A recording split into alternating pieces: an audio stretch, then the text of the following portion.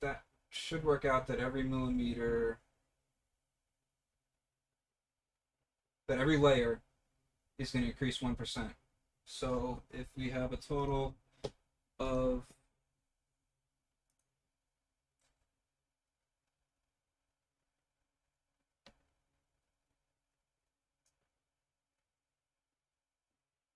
398 layers, that's only going to get to 398 millimeters a second. So I'm going to have to make 200 millimeters the base speed. So this way, the first one will max out at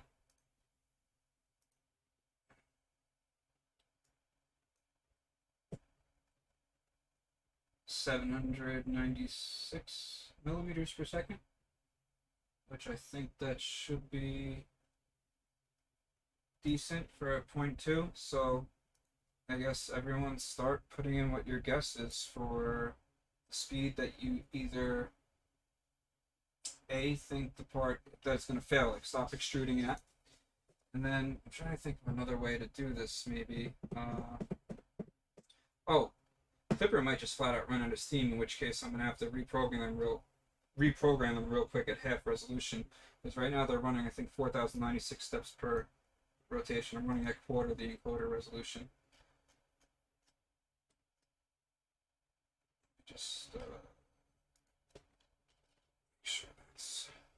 So yeah, we might just hit a limit of the actual of the actual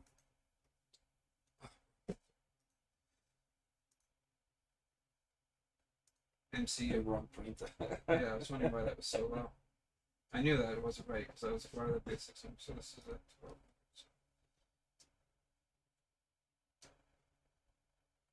Yeah. Just in case.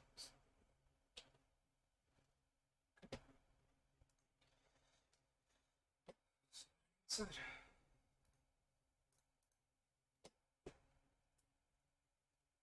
Okay, 580, 460, 520. I mean, I guess you guys could always do it after it starts too. So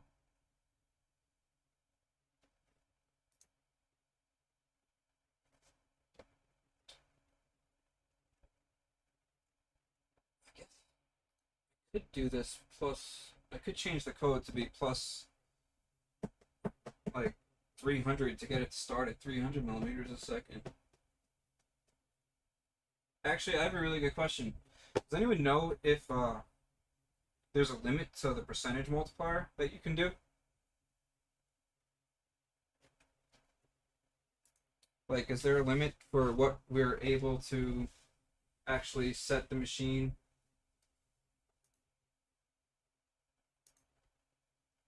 Like on the screen, like can we go to 800% and it'll actually do it? I've never really tried going. I was trying something with it. It was working.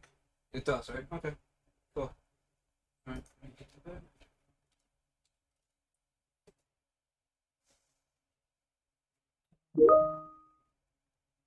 500%. Okay. So that's the case.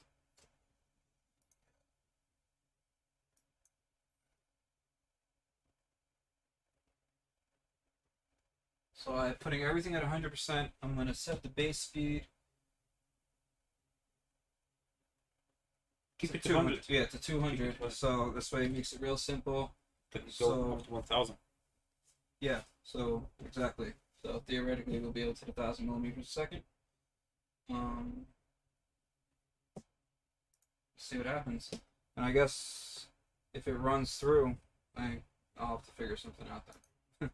We'll run through it again. We'll do it over again.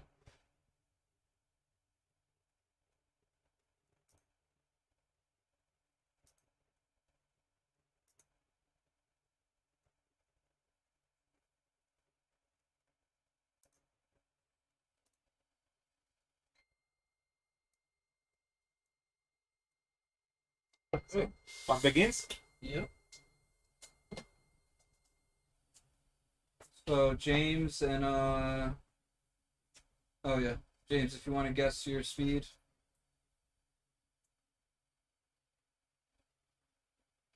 That's Alex. Okay. Alex 525. Who's rep up?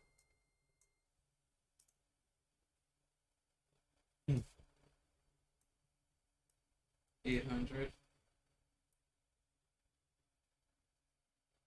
Are you saying that it goes to 750, John? Oh, let me zoom this out.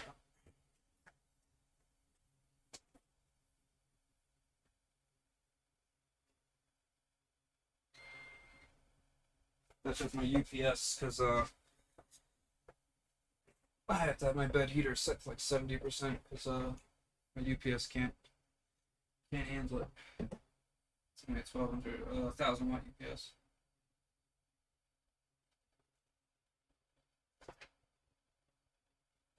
$400. So rude. It's a guess. 400. I can't believe he fucking hit me with a 400. Holy shit. So, the proof, it's a live video.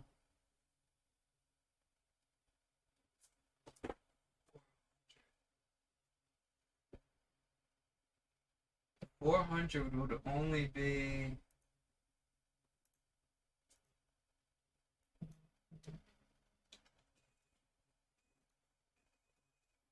400 would be 16 millimeters cubic. Actually, the first layer would be 29 millimeters cubic at 400. Oh, fuck. The first layer. Think of that. I gotta cancel this.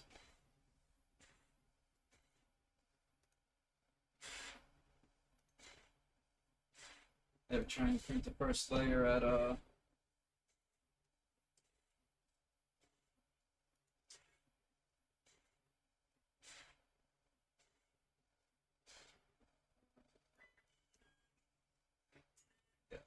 first layer 150.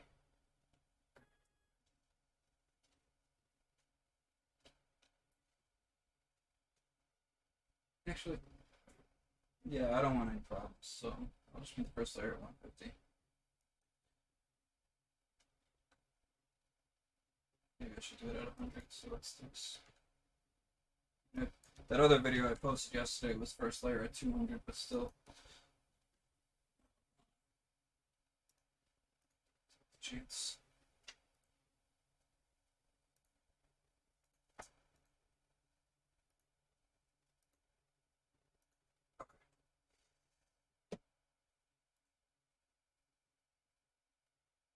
Now it's restarting again, sorry. I almost made a stupid mistake. Because they are feed forward vector control, there's really no point to even go above 24 volt, because they actually use the opposing coil to push forward and mitigate the back EMF. So even when you hit your 24 volt back EMF, it switches modes basically, and you lose about 5% torque, but you gain an additional 20% in maximum RPM. So these are way faster than a rat rig 2504 48 volts at 24 volts. So there's really no benefit to go higher voltage. Anyone that has messed with high voltage knows that you get more vibration and noise at low speed when you go high voltage. That's why a lot of guys that run high voltage only run it for their speed benches and shit. So yeah, I'm running this at 24 volts. I have gone crazy on voltage. I smoked one of them at around like 60 something. I don't know. I was piggybacking a Chargery 24 volt adjustable with a 48 volt, and but it smoked somewhere around 60 and change.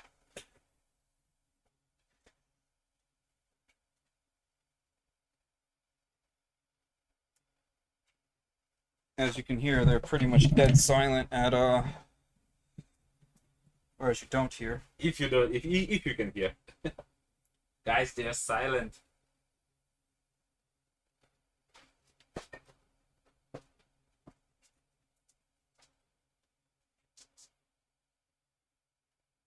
That shows how reliable the Euclid is, by the way. It's getting really good. I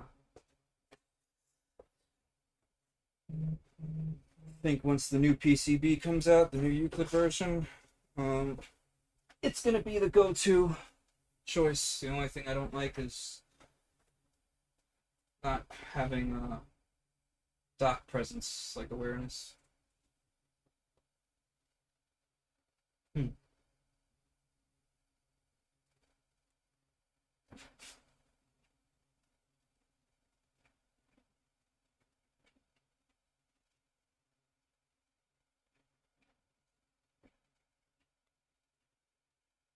400.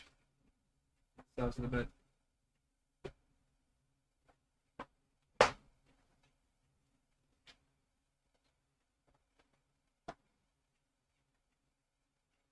Also, I have not had time to tune the 4th gen servos,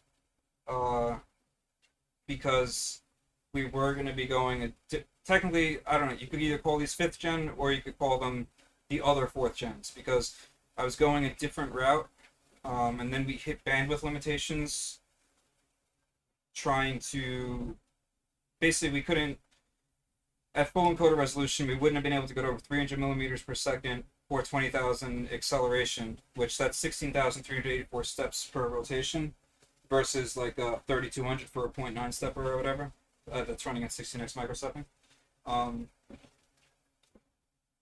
But actually, wait, is that 64 or 32? Either way, way higher, and it's actually accurate to that.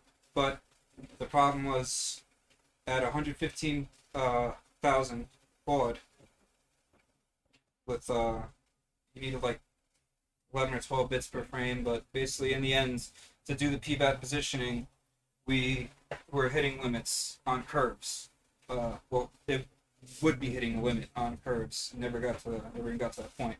So these have full Modbus support, and it's going to work for tuning, but basically the end result is right now, this is like a 5-minute PID tune for the high speed and low speed loop, and I'm not using the anti-vibration loops. So this is pretty much as close to an out-of-box experience you're going to get with these servos as possible. Once I tune them, I'm sure, I mean, the other servos, when I tuned them, I got at least a 50% increase in performance. But I wanted this to be like as representative of what these will be like when you just plug them in and go, just with my default file that I'm going to load on them before I send them out.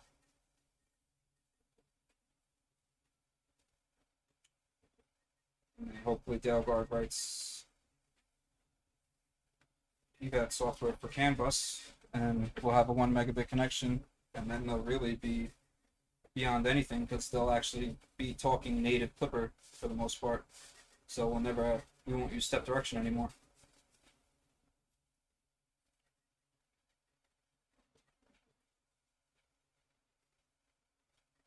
These do have the support for that too, so it's not like you'll buy these and then later on you'll be stuck and have to buy different servos.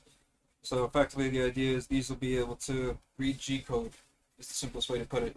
You'll be able to say, be at this point, at this speed, at this acceleration, at this time. That's why it's PVAT. It's position, velocity, acceleration, and time.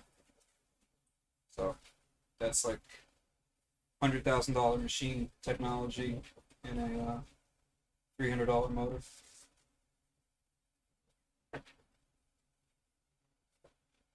Man.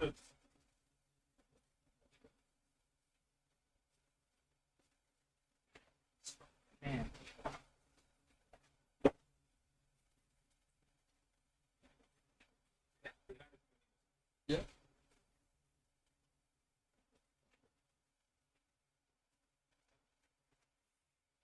Ah, fuck it. I don't know why the slicer set the pan to 44.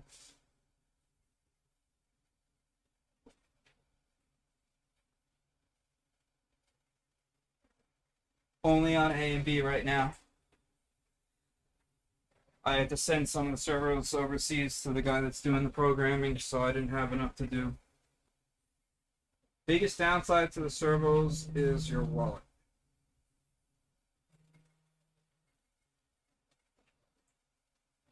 And Suntory time is falling.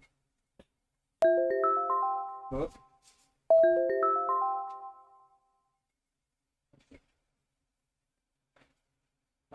Sure.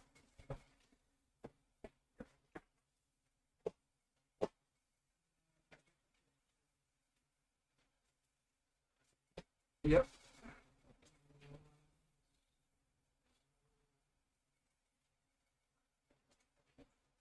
Oh, sorry, yeah.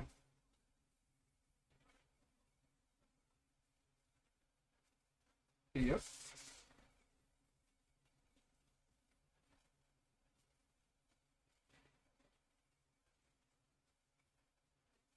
Yeah. Good. Oh, I need to crop it. Just trying to... Yeah. Alright, so Alex was cool because he wants me to put the mainsail window on, so I'm just doing a transform real quick to crop it.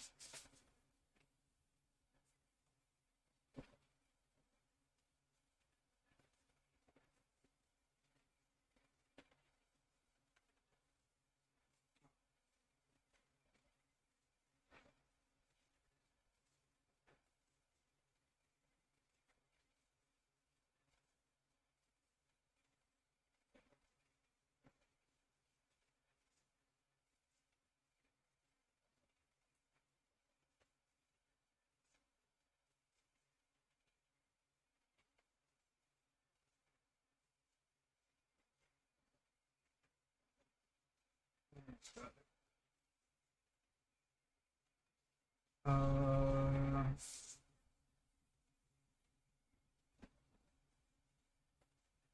it's at flipping at 485, 5 traps.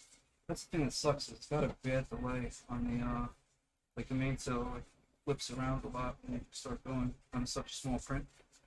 So I don't know really how helpful it's honestly be. But it should pop up, and I'm sure if I did something wrong, people will let me know.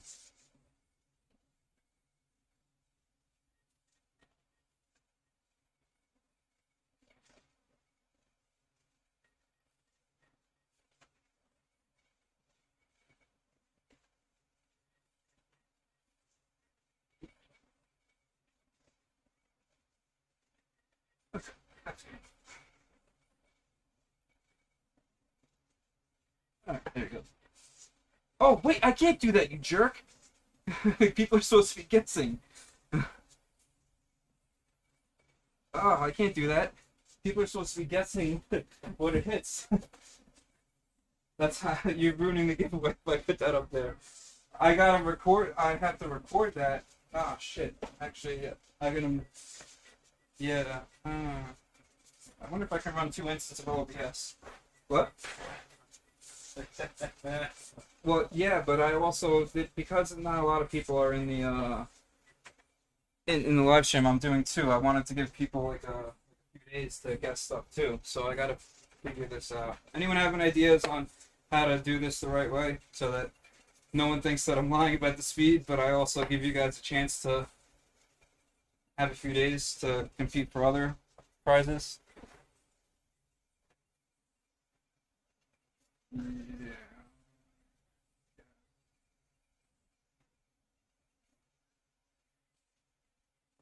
Yeah, fuck it. Alright, I'm gonna put it back up.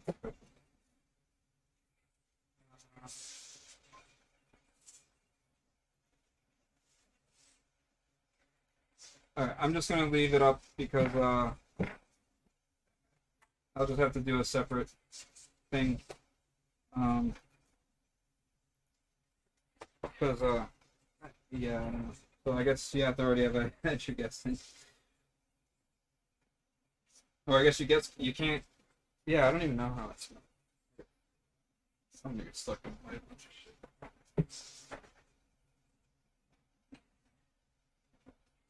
I didn't think this through.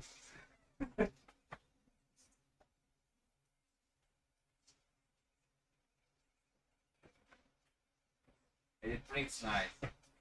I don't know if we're gonna hit acceleration limit, and that's why I did a 40 millisecond cube, but I think it's at 25k, 30k.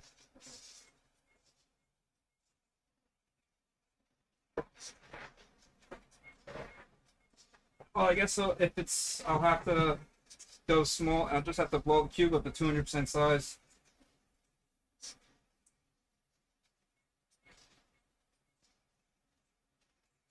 I mean, it's hitting 425 and 488. It's cool. Now let me see the percentage. Huh? No. Yeah. Ah, here with this detector. It's 221. Yeah, so it's at 621. It is actually hitting, yeah, because 448. There we go, yeah, 448. 433. So it's still hitting the speeds that it's requesting. I don't know when we're gonna hit. Yeah, the travel just hit 535. So it's hitting the speeds. I don't know. I mean, I have Clippers velocity limit set to 12,000, and it's jumping from 15, 20, and 25k in Excel.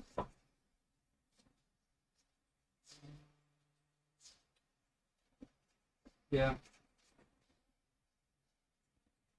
I don't know. You gotta be careful with the flow average because sometimes it says 273 too. This pressure advance has a little bit of an effect on the flow. You know what? Luke probably knows better how that works with the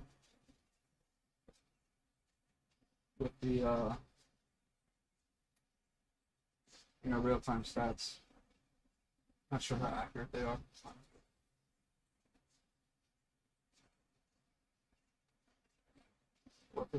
I mean, yeah, it still seems to be. Printer vibrating. C motor. Yeah, just the Z motors for the Z hops. I should have shut the Z hops off. I will for the next one. But I mean, you can set the door open.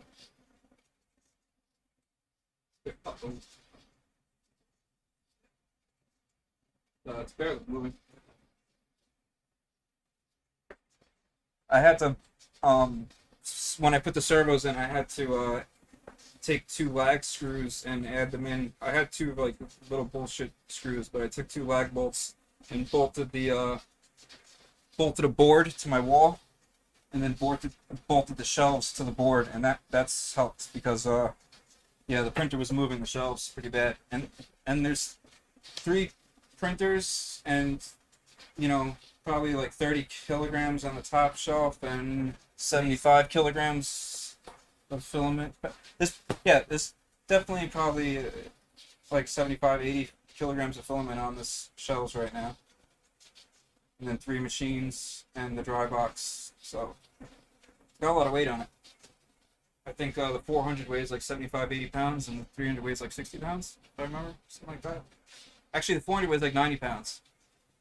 From shipping it, I remember that.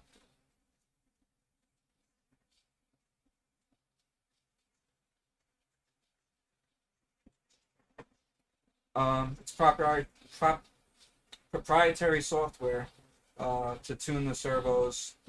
That is, it's made by Lead Shine, which the more I buy, the better it's going to get, because they're basically taking the software that was from the CS507E servo drives and modifying it to work with Motion Studio. So it's kind of like a redhead stepchild hybrid software, but it does give you access to all the vibration loops. It gives you access to an automatic tuning, so you can run a print and have it auto-tune. Which I haven't done. I have to do a little more research on how the vibration loops are gonna play with input shaping. I'm almost wondering if I might want to shut input shaping off and just let the stepper chip work. Because it's got 100 megahertz Texas Instruments RISC processor in it, so it's got a pretty powerful setup. And it's 16-bit path regulation, so I mean it's just advanced as the Ader's plant with the reactor and Clipper. I think Clipper is fifth order motion or something now. I don't remember.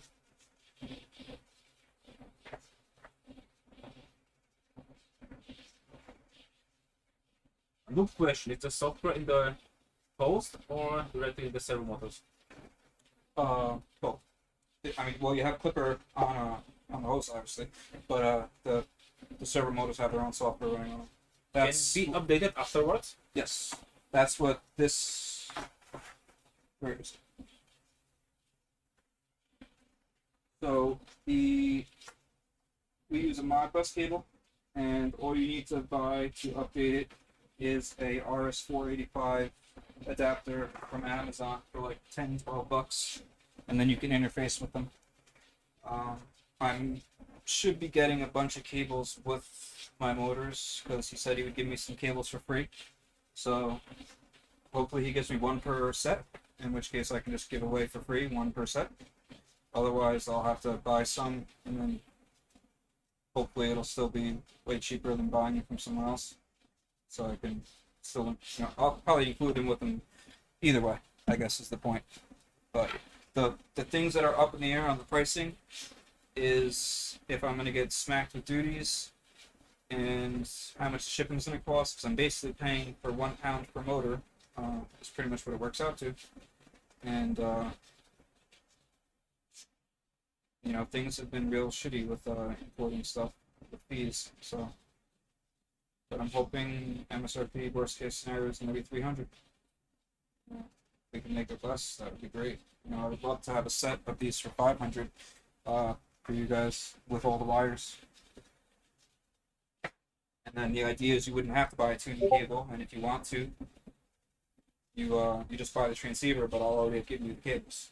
So you just buy the little RS-45 adapter, or actually you can buy a 10-pack of high RS-45 chips, really cheap. So if DaleGuard gets that going, I'll just include that, and then you guys just pop one of these things on your Pi, and that's what you can use to tune it. So if that happens, that would be awesome, because then Clipper will tune your drivers for you with the accelerometer and everything. That's gonna happen eventually. He wrote a lot of stuff for Clipper already, and that's what he does for he's a programmer. He's already promised he's gonna do it, so it's really cool shit coming.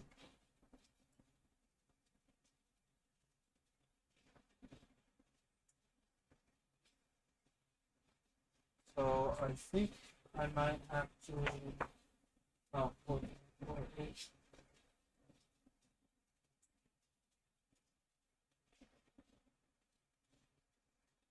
I know for a fact this can hit 600 with this. Oh, there we go. It just said 600 as I said that. Exactly as it is.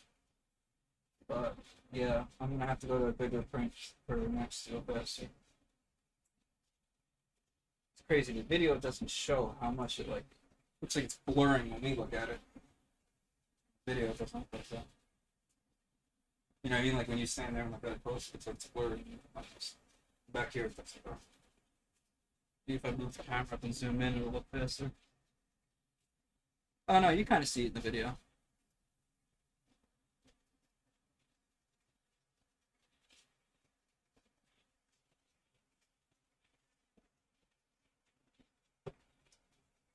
Oh, square corner velocity? Ah, shit, yeah.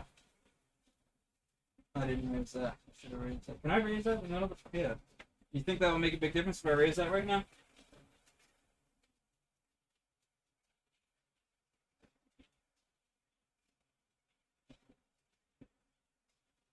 Oh yeah, they're so quiet and they look amazing.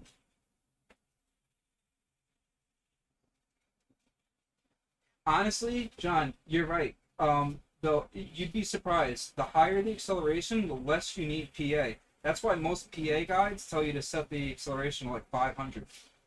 Because pressure advance, when you start flying super fast, you don't really need pressure advance anymore because the extruder never stops extruding. It's the slowdowns, the long slowdowns where it really needs pressure advance. So that's actually a good point.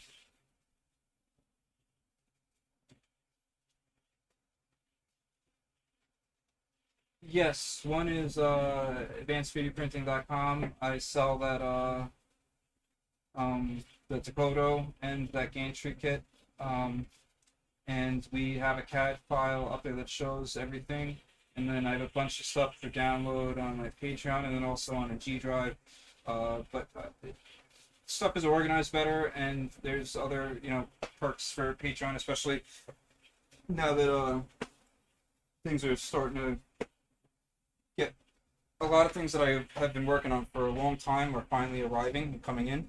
So there's going to be a lot more benefits for people that are patrons, but I don't ever want anyone to feel like they need to join my Patreon. I give out everything to everyone for free either way. It's just a lot more organized in one place, and I try to prioritize if someone needs help. Like, I have my number on Patreon so they can call me and try to see if I might answer. But no, yeah, if someone texts me or calls me on my regular number, I'll get back to it real quick. Social media, unfortunately, that's the first thing I ignore when I'm, you know, flying somewhere to do an install or upgrade, or just working on machines for people. Because if you paid me to come to you, I wouldn't want you to. I wouldn't want to be on the phone with someone else. So I try to stay off the computer when I'm being paid to consult for printing. But hopefully I'm at a crossroads where I'm going to be able to hire help really soon. I think I might, because we have the Tungsten Carbide Nozzles coming and these Servos, so finally start making back the money I've been dumping into these things for the past year.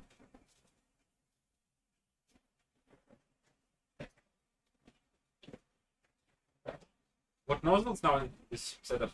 Yeah, actually, that's a really good idea. I should put it on my back page. This is a... I don't remember. What nozzle is. I think that's 3D Maker Tungsten Carbide. It's either 3D Micro or Dice, because I don't have my nozzles yet.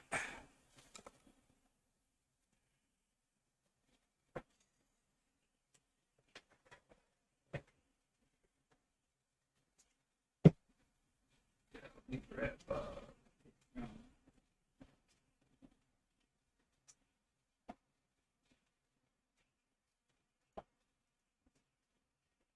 oh, oops.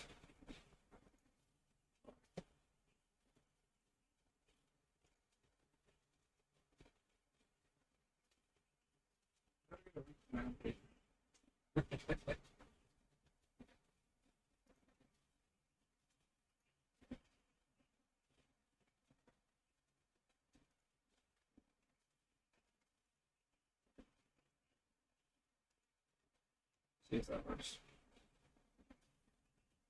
Nope.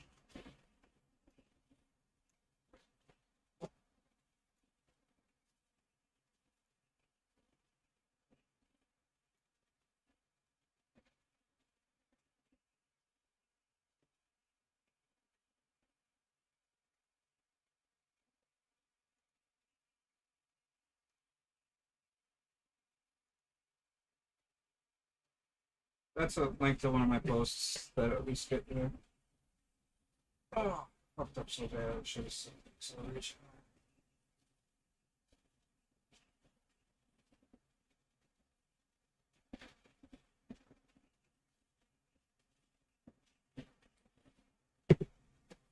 Let me see. How many...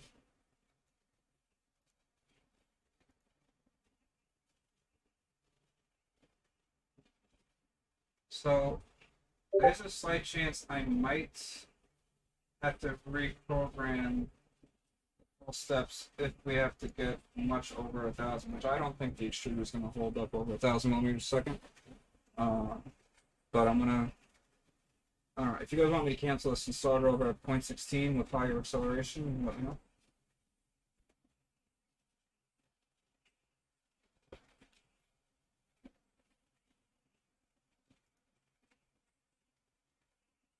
Oh, yep, looking. Nice.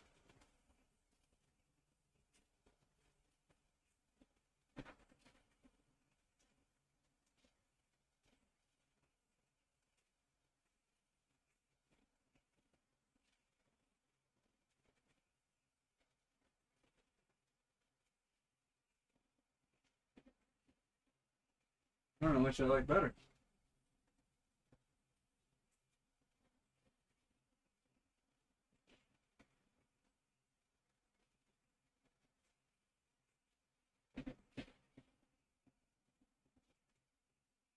One furthest on the bottom though, the only thing I don't like is I don't want my I don't want A3D to be bigger than each slab. Oh, this seems suck.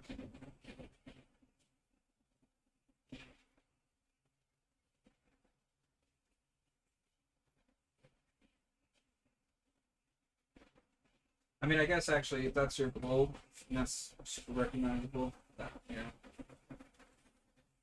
yeah, the middle one probably will work with we use one of the top banners for website stuff or whatever, and then the middle one probably would work best for embossing 3D prints and laser etching.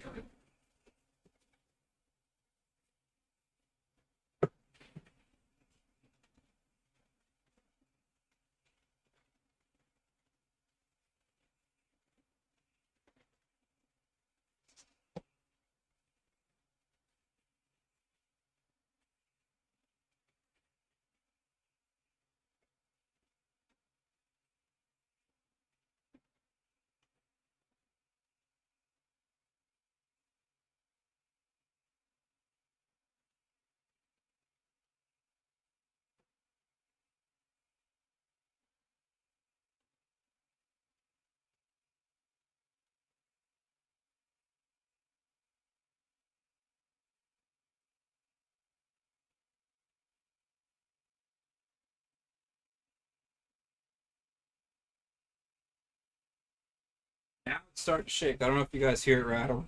Like if I turn the gain up on the mic for a second so you guys could hear it shaking. Let's You know what's shaking? It's the The door. whole cables, and that's why the back wall is shaking. Because of the extruder, the bare air, Yeah. the P2 for filament. I'm gonna turn the gain up for a second, see if they can get that point. If you guys see the shaking.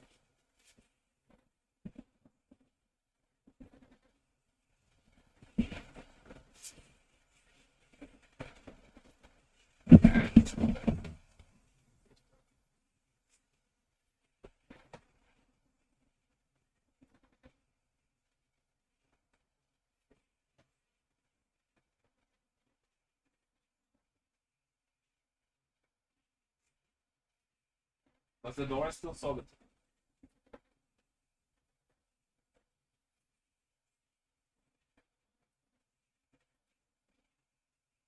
Yeah, I imagine this is fine.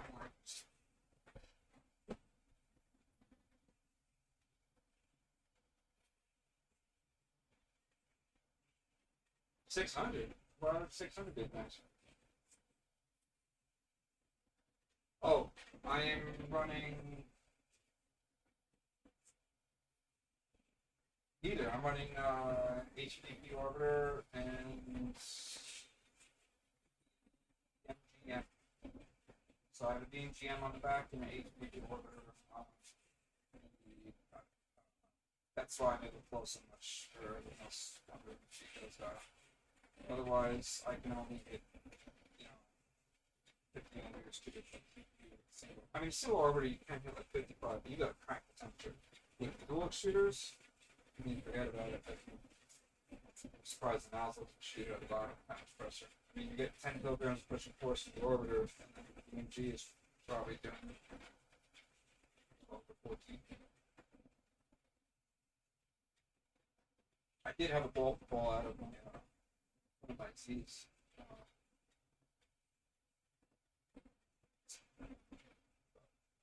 I just probably get used for a while.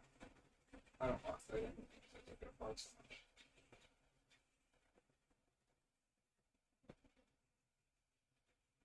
I mean, the thing homes at 5 millimeters a second and drops off the pro drops the heat off. I think at 300.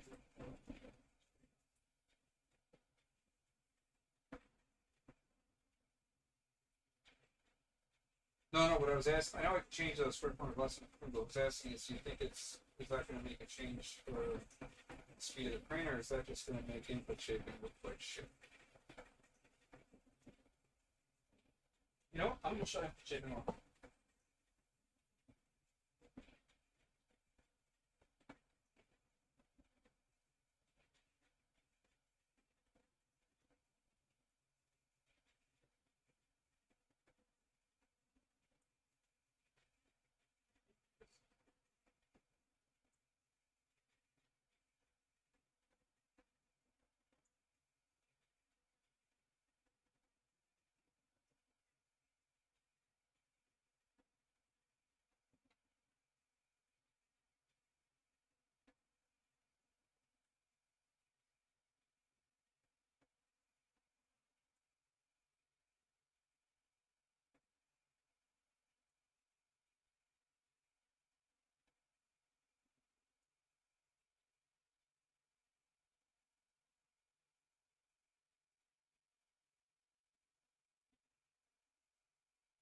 So I'm going to shut off pressure advance right now.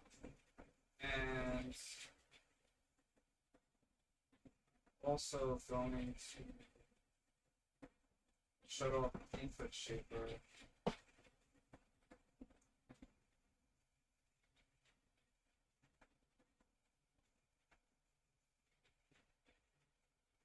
So input shaper is turning off right now.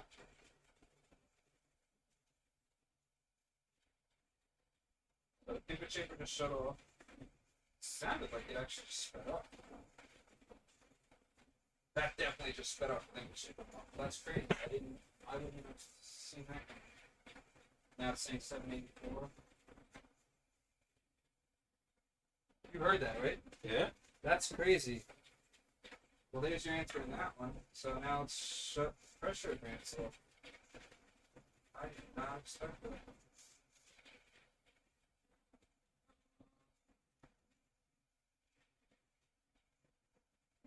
So now I'm shutting pressure advance off. Oh yeah, now the printer is over cheap. Did it start ringing? It's still shit, not so much later.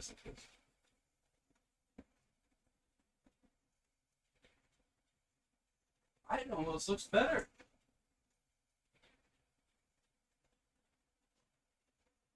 I think that this. Oh my god! I'm gonna walk off the shop.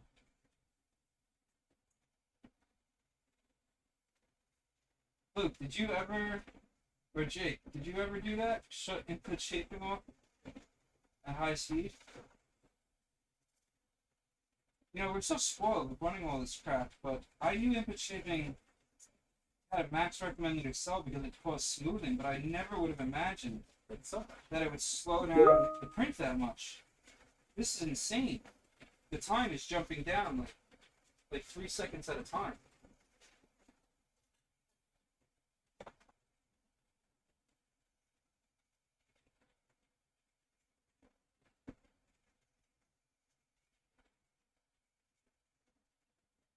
Of course. Oh, there. Jump for a second. Sorry. Jump in.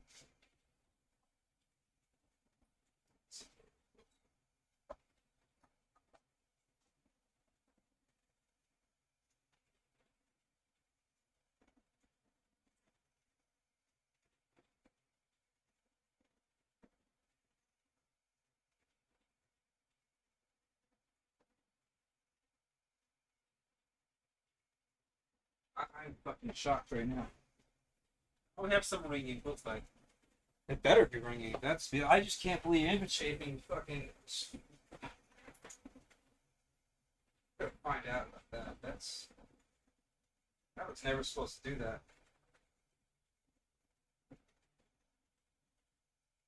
Yeah, I know. I wanted the longer one from Home Depot, but I was scared it was gonna bend. It was the only thing I could get last minute. I needed to get printers otherwise. I have a printer in a box on the floor in the middle right now, and I have a printer in my garage. So I think I have 4 Trudons here right now. No, 5 Trudons here. So I had 6 last year.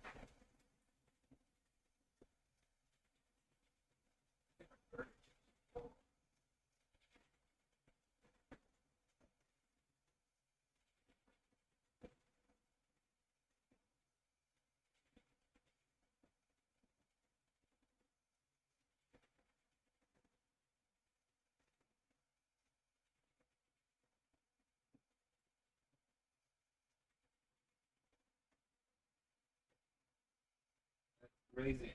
Yeah, I know input shaping was so, but input shaping, it's not supposed to. That's DSS, like RepRap firmware, dynamic, before they started input shaper, DAA, dynamic acceleration. Dynamic acceleration, that avoided exciting frequency by lowering the acceleration. You could actually, it was M593, no, it's pressure, M597, I don't remember what it was. But either way, you could set your minimum frequency in there. So you would set the frequency you want to minimum acceleration. So you set the frequency you want to avoid, and you could allow it to go down to 100, 500, 1,000. Tell it what acceleration you want to lower to. So that would lower acceleration to avoid exciting frequencies.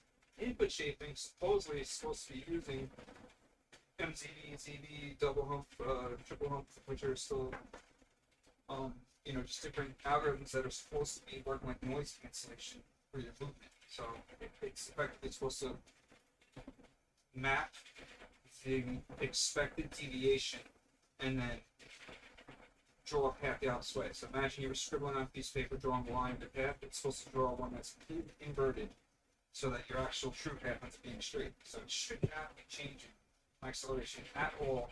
But if Flipper is applying square corner velocity after input shaping, then I could see it slowing down because it's not treating a straight line like a straight line since it's oscillating on a straight line. So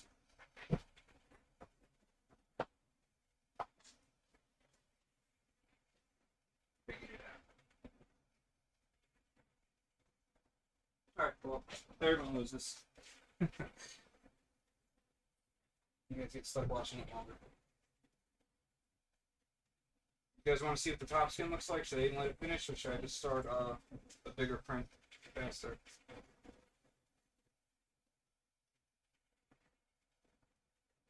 Now, if it was input shaper as a bottom calculations, we get a really nice fuck you, and it shuts off because me and Luke hit that thousands of times. Should... Yeah, thanks to the light.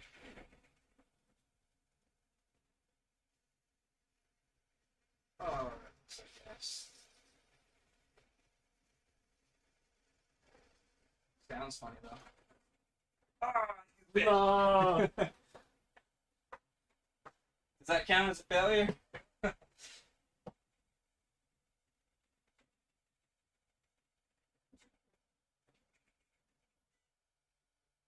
Okay, so I'm gonna go again. I'm raising the acceleration, doubling the acceleration. Everyone's existing fireworks. Everyone's existing guesses still work. Don't worry.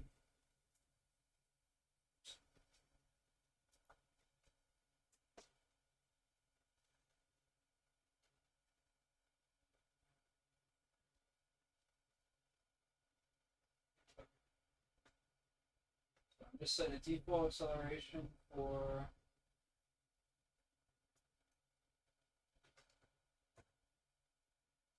okay.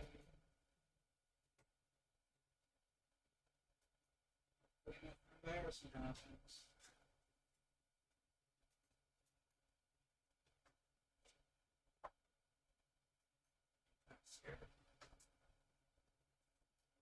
You want to throw, maybe I should throw some vision miner on there so that doesn't happen again.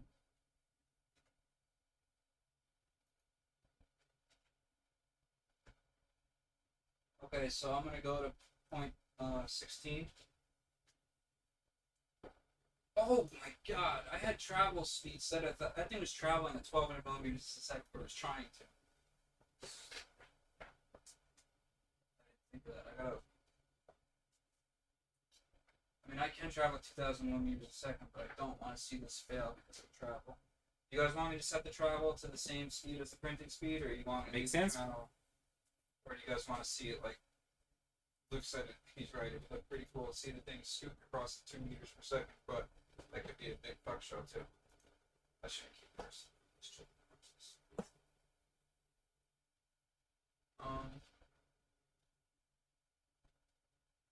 Yeah. What do you guys tell me?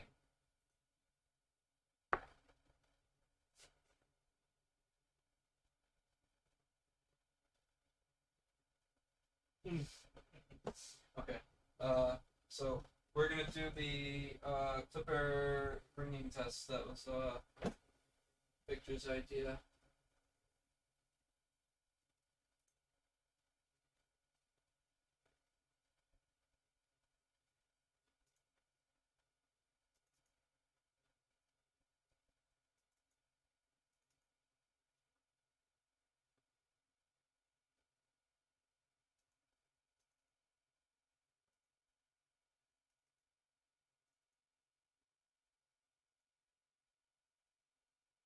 Or just do a square tower.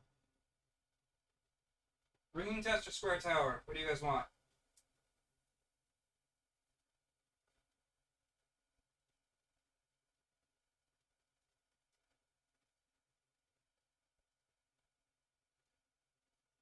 Oh, it's not going to skip a step. I'm not worried about that. It's going to shut down Clipper. Clipper's not going to be able to generate enough steps per second. That's what's going to happen. I know the failure mode. I've made these travel 2000. I shouldn't even be saying that, but yeah. You guys are fucking cheating. Benchy, get the fuck out of here. That thing is not barely going to move. Unless I make it a giant Benchy.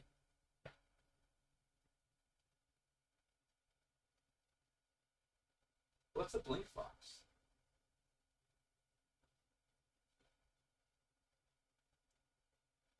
Speedboat?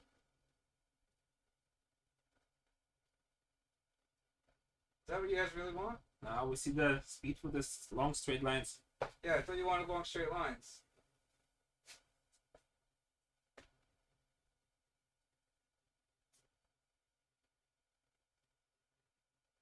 Okay. So, ringing tower or square tower?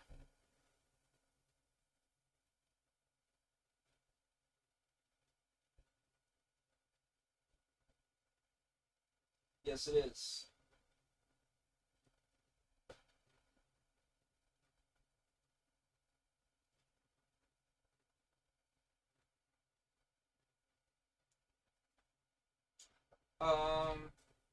With the Euclid, I did one, but you don't really need to.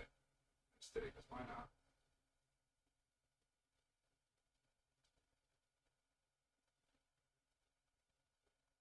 It's kind of like brushing teeth. It's not a bad idea. You don't really have to.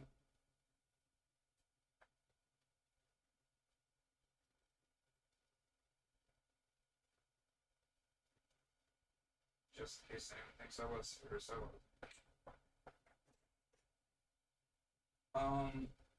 I'm willing to try that.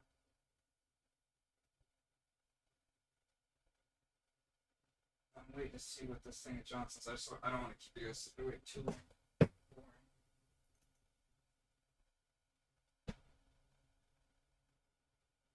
Or I could do like what Luke said and do both and have it traveling between them. Really show off Servos, do a speedboat and that.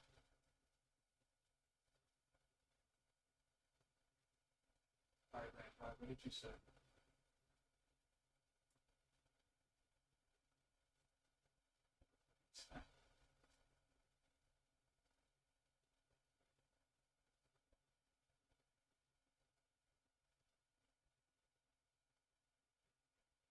Hey James, I was one head too.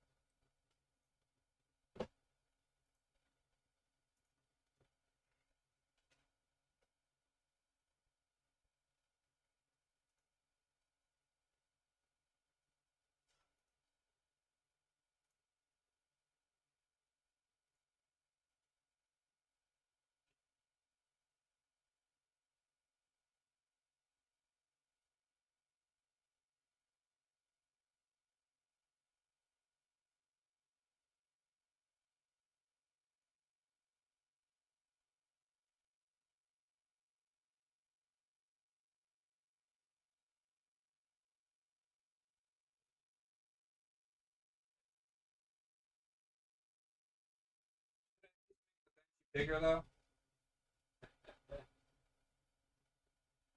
You know, I think Mira has like 2 or 3 more bureaus. Should I at least make the benchy 200%? Yeah.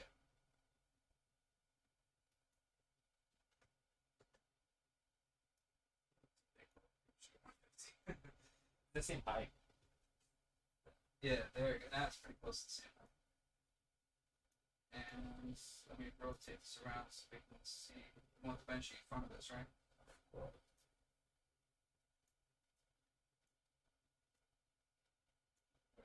like side by side. If you rotate this way, the grease into the bench. Second one.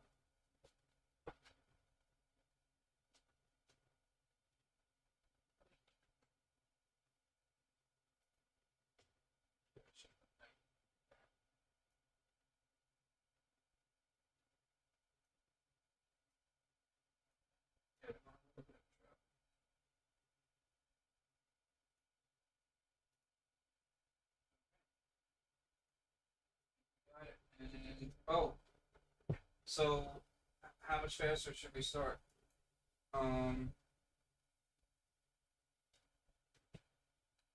Should we start at this time the print's gonna be 718 layers tall. Oh, so that's right. If I make it higher resolution, at 0.1 layer it's 718 layers. So that's way too fast. That's way faster than me too. But the extrusion rate will be 14 millimeters cubic.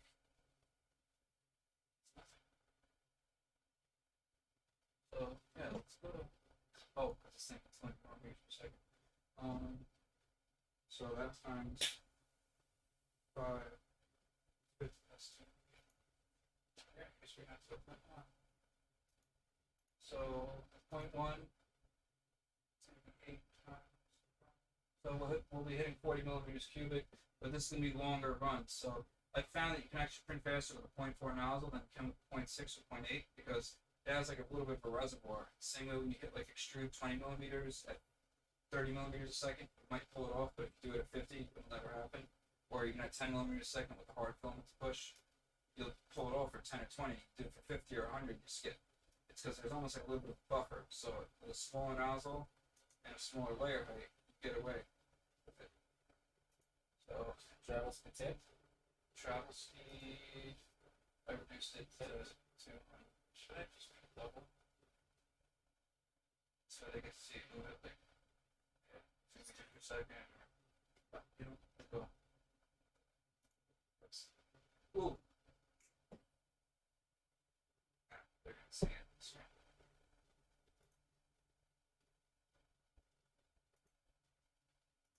Okay, starting. Picked it. Have a good error.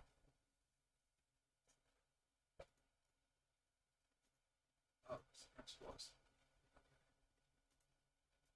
So the print is starting now, and Running with this with input shaper. input shaper is going to be off. I'm going to have to turn pressure vents back off because I have it on right here. And I'm running the M220 times 100. Base speed 200, 75, 6, 130, base back 200 from sparse fill, 300 travel speed, so that'll be at 1.5 meters per second, unless the pepper says fuck you.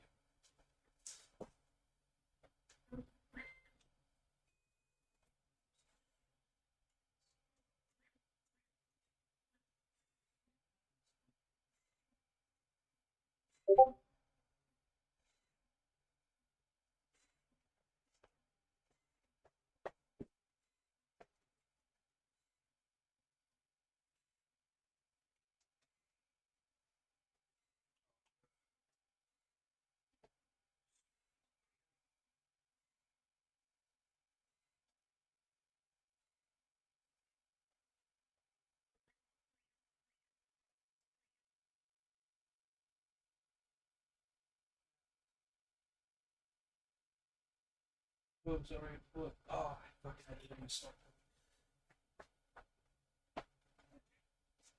That's why I want to have the new one, have it know when the dock is in there, so that if you make a mistake, like when you're playing through start code, it doesn't try to. I mean, at least I have it with the conditional, so it won't smash that way. But if it was off of the hot end and it wasn't in the dock, it would have just smashed.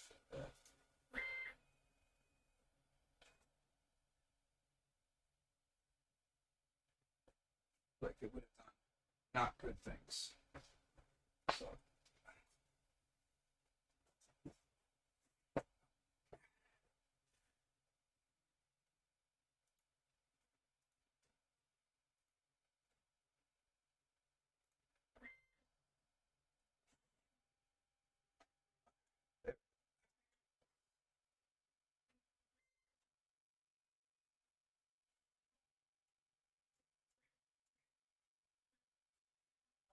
God, it's trying to do all this shit at fucking 499%.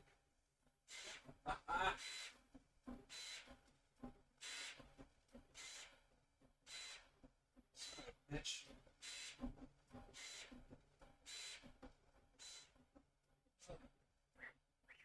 No.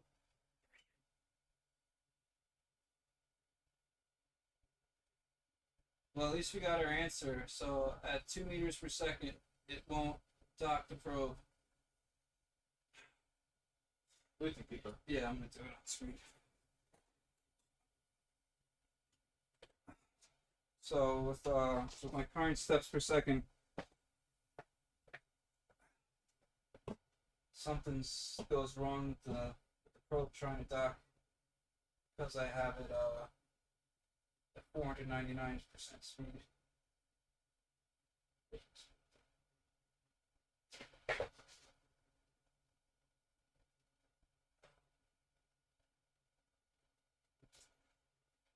Oh, it doesn't show it. So I have to manually do it. I'll do it here. 220 S100.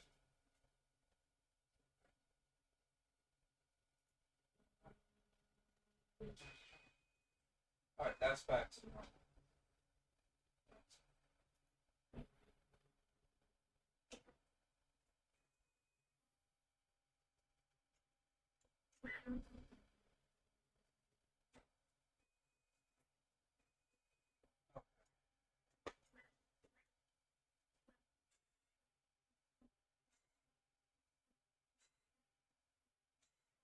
I can't believe I didn't realize that was going way faster than it should have been.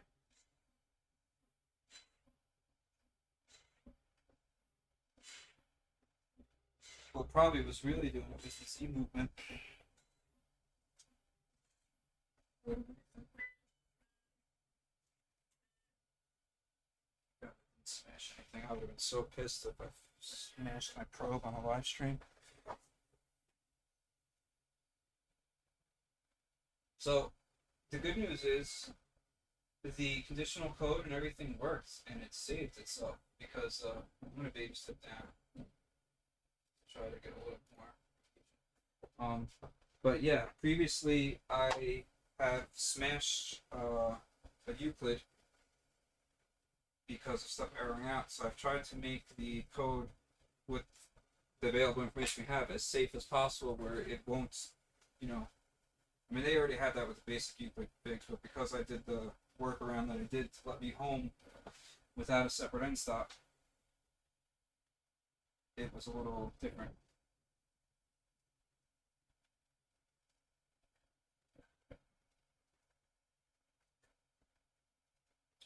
So this is already going at 103% speed. Meanwhile, it's the first layer. It's weird. Where's that? What you set it to with the screen? No.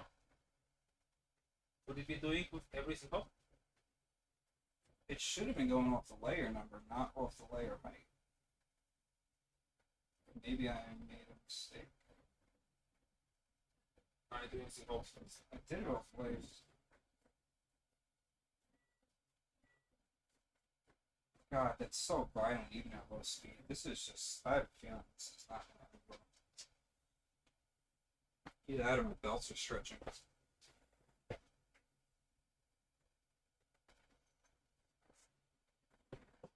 Well, hopefully you guys can notice the higher acceleration. Now I'm printing a...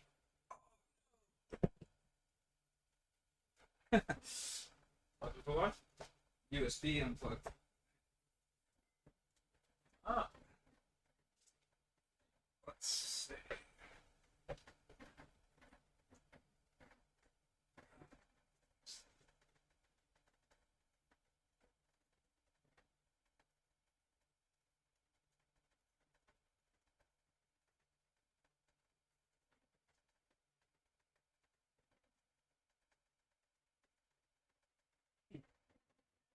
Try unplugging it, plugging it back in.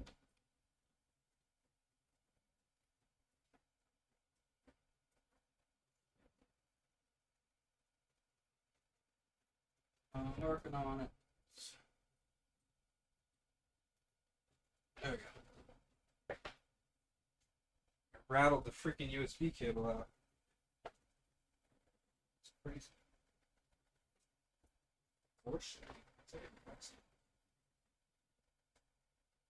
Oh, so this is the ringing test.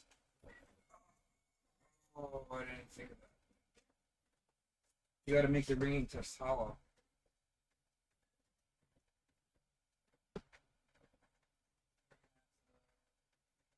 You have it full? Or it's The still in ringing bottom test has to have 0 infill. And be like thick rounders. So bottom solid layer is set to 1, perimeter is 2, top solid layer is 0. Gotta cancel this. Worst slideshow. But before you start, I will depart you. Before you start a new print, I will leave you. There you go, home. I'm going to the hotel. How far is it? Oh, Newtown. Okay, good. I was about to say, please don't tell me you're driving to New Jersey. Or Nah.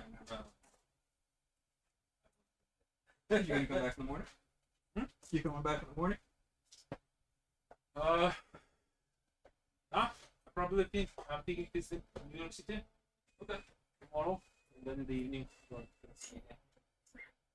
Do you need anything while you're here? Take a bit of mission.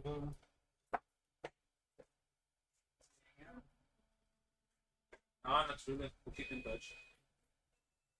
I'll see you next weekend.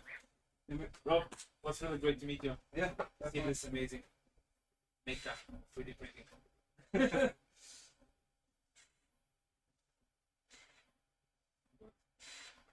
As I'm leaving, I also put my guess. You what? I also put my guess on the screen. Oh yeah. No, do it. What's that? I'm gonna have to come up with a cool way for people to try to compete. Cause, yeah. No, actually, still do the stop speed. Just so hopefully it'll happen with this one. You can have violence without input shaping on. That's so nuts to me. Turn pressure advance back off. Oh, you guys want pressure advance off, right?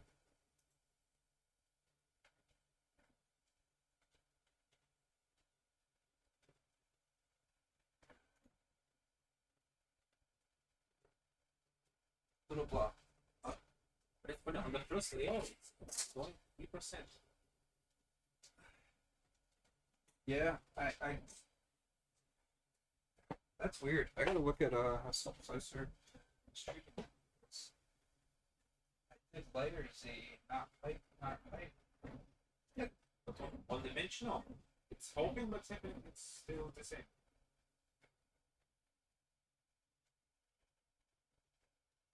Let's see, look at the slice preview. Yeah, you know what? It calls the first layer 0.3. I don't know. Whatever. I'll do that. I'm not gonna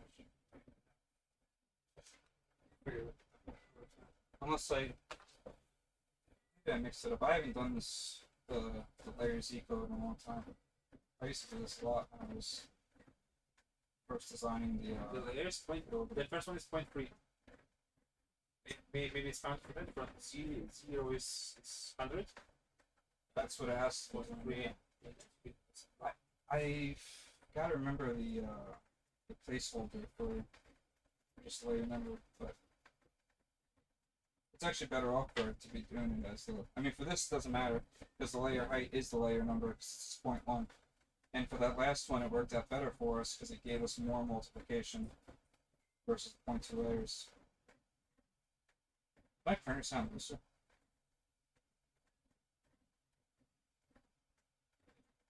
That's it. I think it's just having the higher acceleration and input shape lower.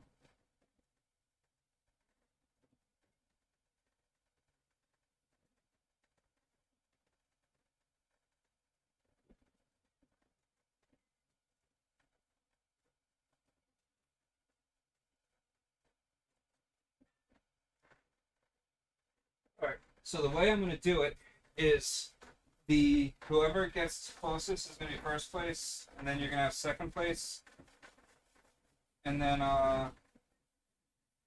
third place, and it's gonna be where first place gets to pick first, then second place gets to pick what's last, and then third place gets whatever's left. So that's how I'm gonna do it. If you didn't watch this far to listen, then you didn't find out. If you just started now, then you got out of having to watch an hour, and you got to find out.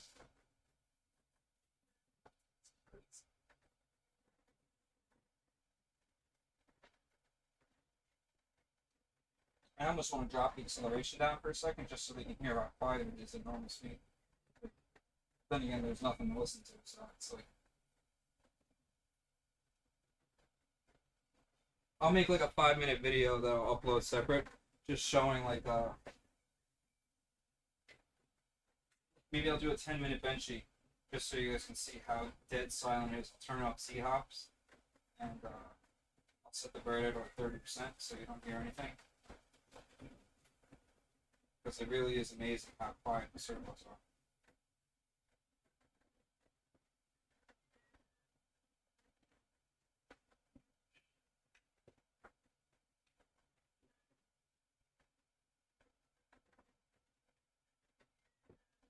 They're already hitting 340 millimeters a second.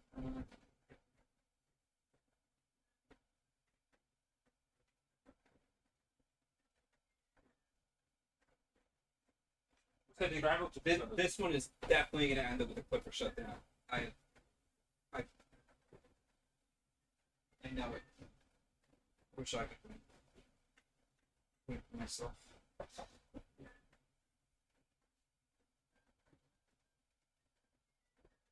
Oh, you know what? Fuck it. One other thing if someone wants is 32 gigabyte stick and DDR5 RAM. Samsung DDR5 32 gigabyte 4800. Even though it's printing close. And yeah, the new NVMe's.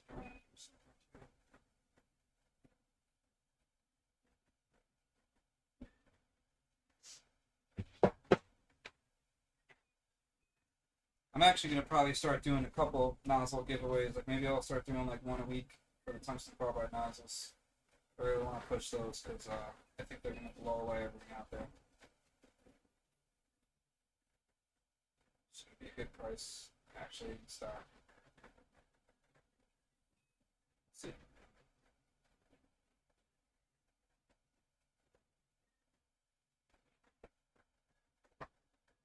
I can, if you're getting nozzles on Monday, I can grab them the weekend before departing and we'll ship out from Europe.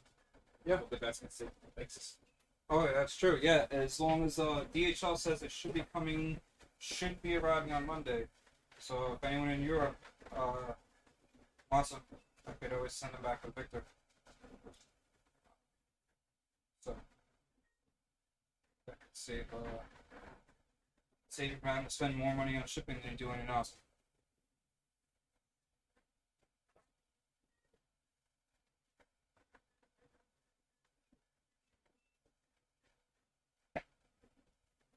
Oh, you know what? I have a BQH2 extruder coming. Chris Tiny Machines owes me some stuff, so he's going to be sending me a BQHT H2 and an Orbiter V2. So I want to test the max flow on the H2, and then I'll give that away. And the Orbiter V2 I'm going to give away too. I think what I want to do is I want to do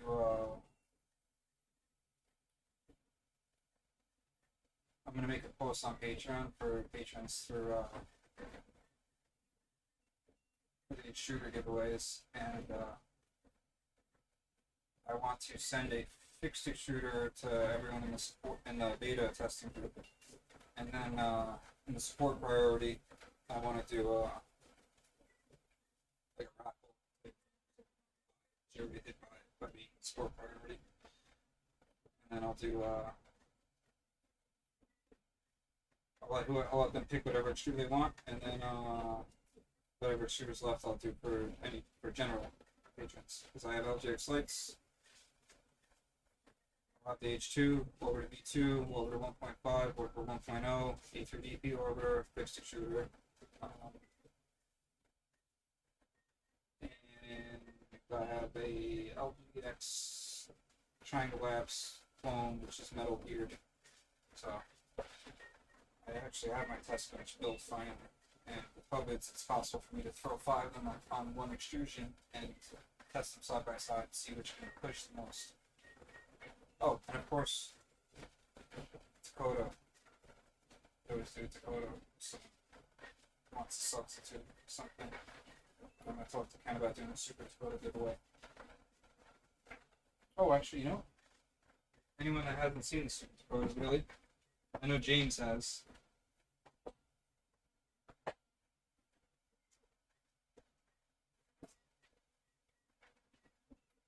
Stuff is crazy. Custom heaters, super duper long nozzle. So this is a standard volcano, Dakota HE50. Almost done.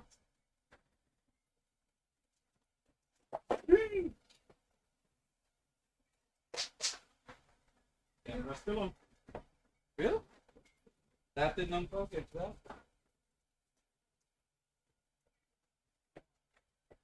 Drop.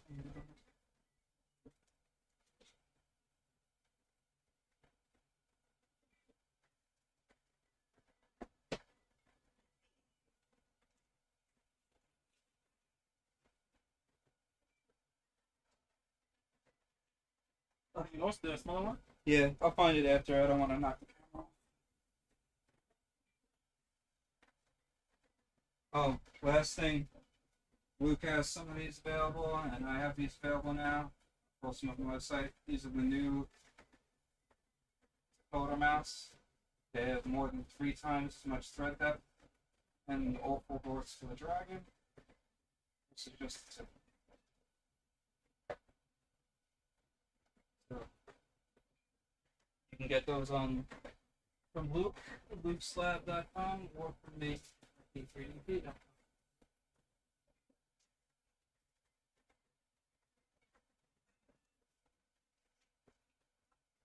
Luke's also going to have tungsten carbide nozzles too.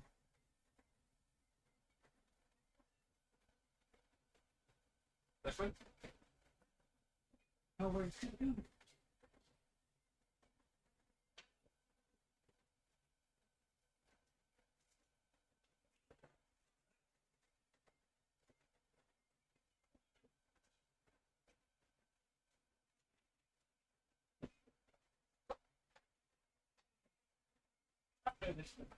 Oh, okay. The box. Are you serious? Yes. Get this one. Wasn't it in a bed? No, the small one. Oh, the small The one. window was the big. Cool. Thank you. It's crazy. I probably would have never found that.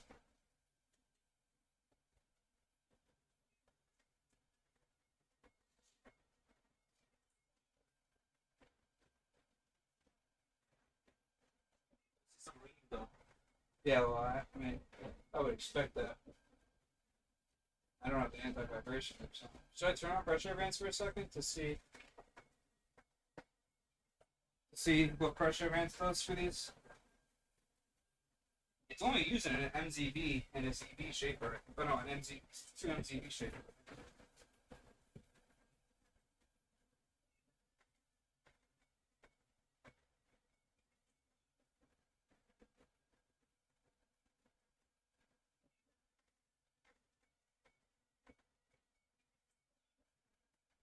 Quark spider orbiter.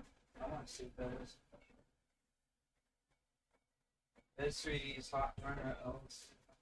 One thing I will say is that Bez is probably one of the only YouTube guys, shit, that I think him and like CNC Kitchen have a mind of their own, and they come up with bullshit.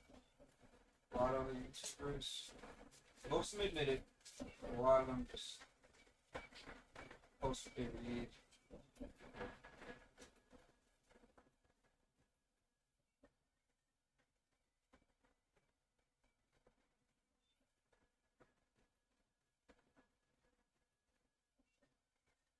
Yeah, the servos take second direction or RS-485.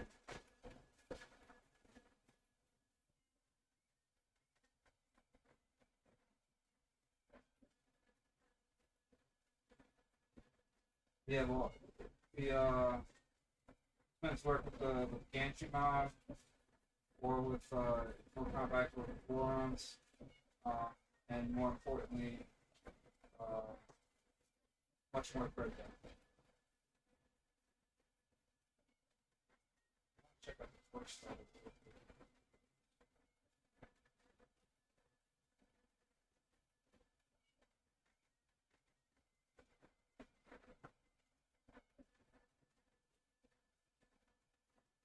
Oh, that's it. Is it similar to H3EP order? Orbiter? Torch setter?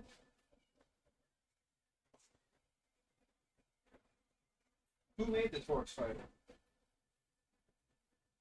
890. Oh, Chris got some value. He bought it.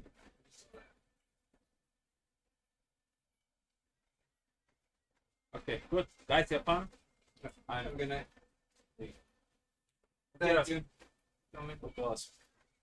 And, we'll see you before you go back. Thank you.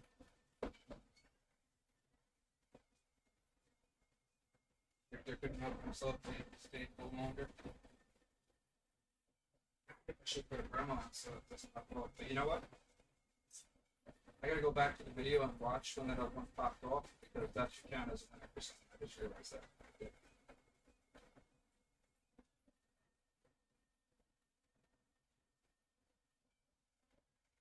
So, still open. Didn't use fishing line. Should have. So, if this pops. You know what? That's what I'll do. If it pops off, I'll still redo it. Maybe I'll redo it tomorrow instead of keeping this going too long. And I'll just get another prize out. I'll do extras because it's only fair that whatever speed it popped off at counts as a win.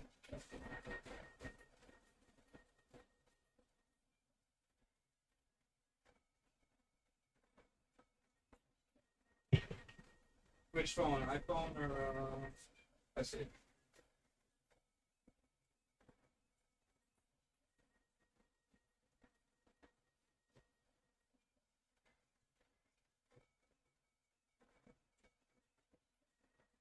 Really? I didn't know you get in trouble for that. Oops. Even if you put this as not meant for kids?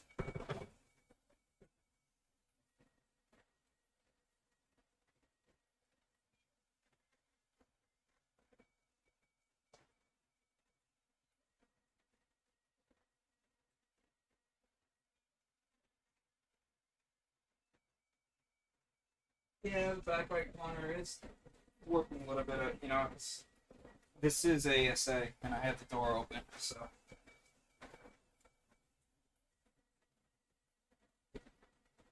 You know, turning off the input shaping didn't hurt the print too much. Turning off pressure did.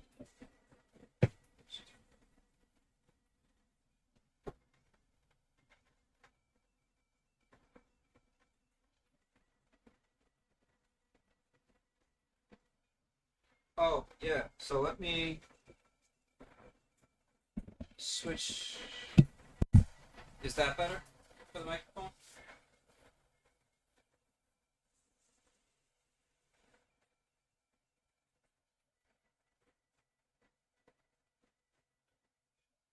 I had it in cardioid mode. I just switched to bi-directional because when I walk back and forth, I have it aimed at the printer so that you guys see the printer.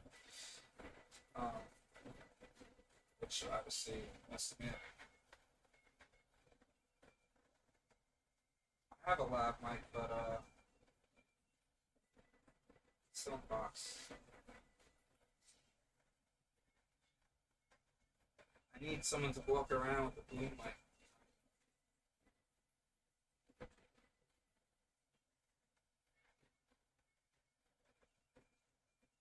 Missing them too when I get hot. But yeah, I actually, you know what, if I think I might start doing a live stream at least once a week. If you guys want to join in and see what I'm working on at that point, I'll invest in buying another camera. I'm actually about to pick up a HDMI capture card so I can do 4K streams. Because I have a really good camera.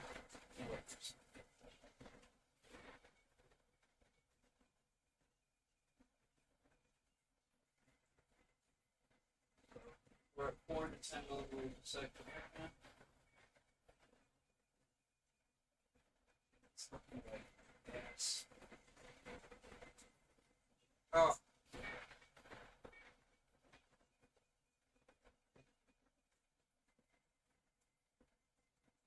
know what?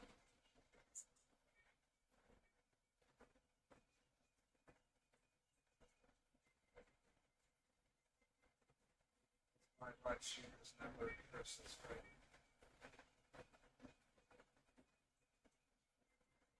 Earbuds. Like flipping. Alright, I'm gonna turn the gain up a little bit more. Tell me, I just don't want to go too high. So tell me when it gets good.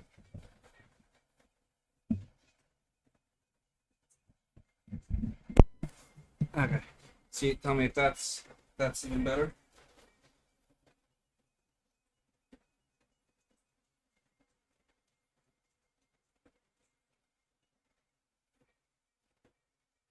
Awesome.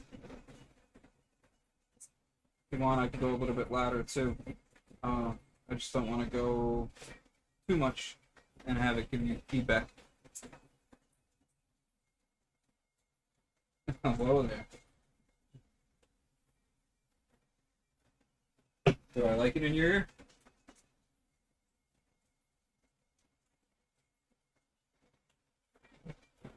Okay, so like that.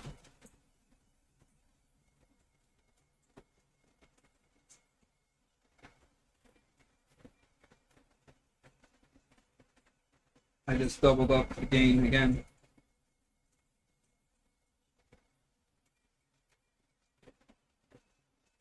Cool.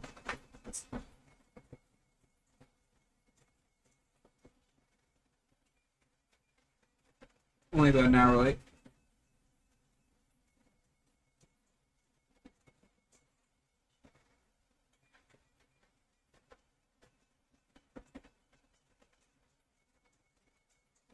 Oh, pressure advance turned itself back on at some point. Just turned it back off. And up again. And speed is at 221. 222. And up again. So we're at 444 millimeters per second. And it's definitely rock solid hitting it. And then obviously on trials, it's going to be hitting 660. Yep, 666 or 669. So now we're getting somewhere. The crazy part is the print almost looks like it's starting to look a little better, besides for that schmutz from the me playing with the pressure advance.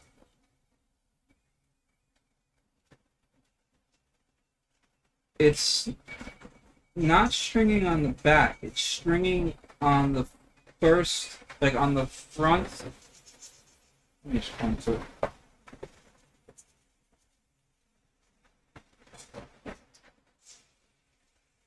Stringing right here.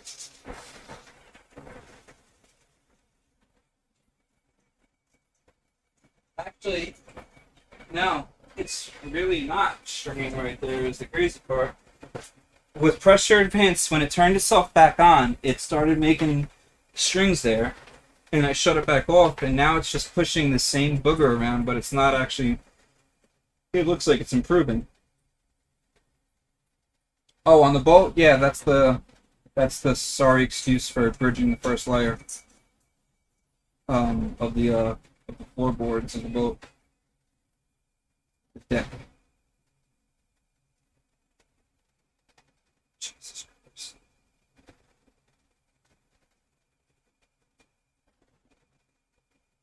I think I do need to return my shelves.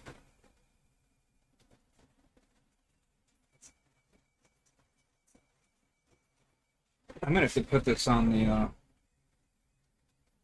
the floor for the next time I do this. Oh no! Does this count as the fail, or do we wait till it full detaches?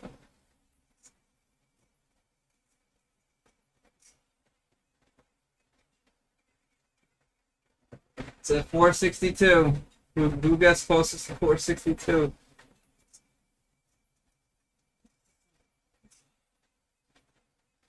So I know what I'm going to do. I'm going to start it at 400 again, and I'm going to turn on a brim and do some vision miner. As soon as this pops off, it's not a fail of extrusion, but it's only fair that I let someone win for this, and I'm going to redo it again because it's not a fail. It's me wanting a clear camera picture, so I have the door open with ASA. And I'm not doing a brim because I just didn't distract. Easily distracted.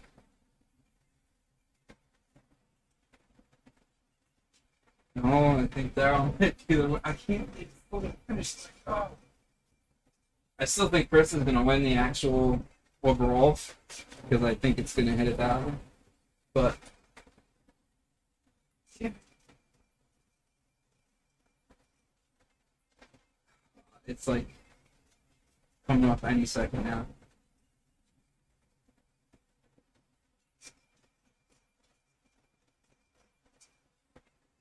So let me get this organized right now. I'm going to do the same exact print again, but I'm going to start at 400 millimeters a second.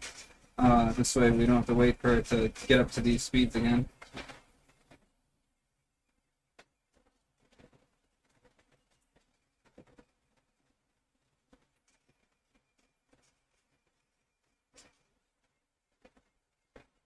Can't believe this thing didn't. That little front doesn't want to give up.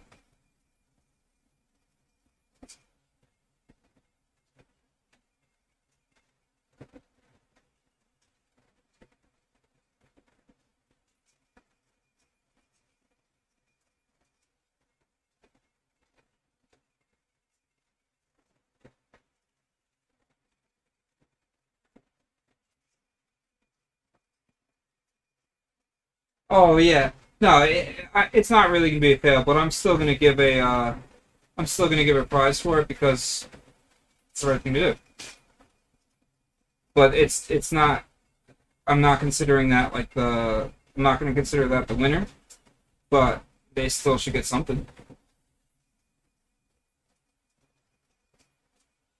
I know, right? It just doesn't. I almost want to go click it.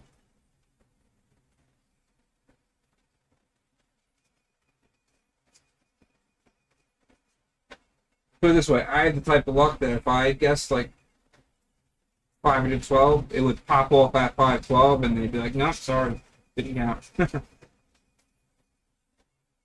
Usually the way everything works out for me.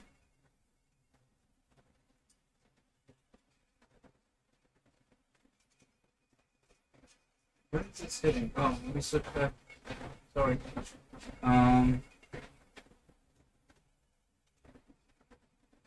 Pretty good. 496, 511. Oh my god, Daryl, you might hit it like when you're not on the dead nuts. It's gonna be between Andrew or Daryl. I don't think I have to change the filament. I'm not gonna go through that. I'm just gonna I'm gonna lay down I'm gonna just throw some vision miner on. Maybe step down another 0.5 mil. And it'll be fine.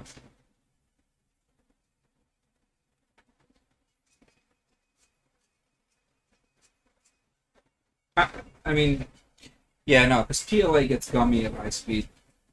PLA is too much of a pain to go super fast with. I could do TPU. TPU is always easy to go super fast with, but that's almost like cheating.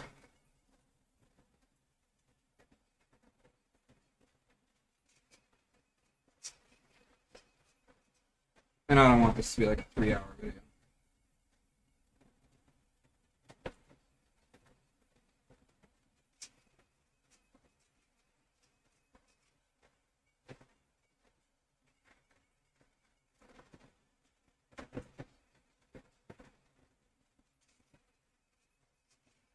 This is getting ridiculous now. It's popped up. Yeah, it should probably go through the closed door, no problem. This is my oldest machine, so the door is not the clearest. Oh god, it's done. It's done.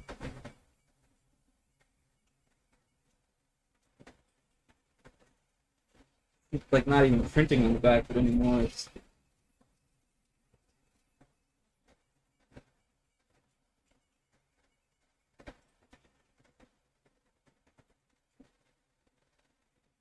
Never.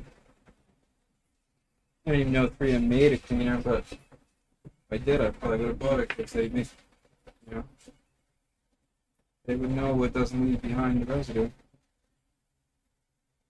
This is actually a pretty old tech sheet too. It's just in really good shape.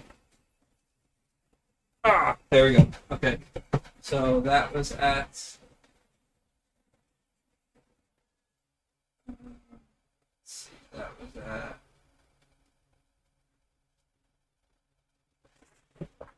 Let me see what it says. 261 times 2. So that was technically printing at 522. Think Darryl got it. Alright, let me clean this thing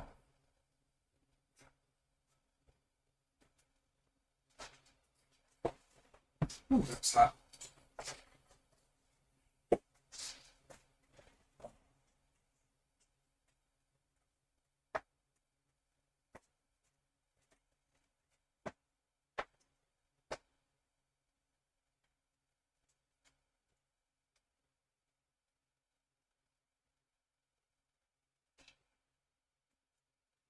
I know I should use my spray bottle, I just don't know where it is right now.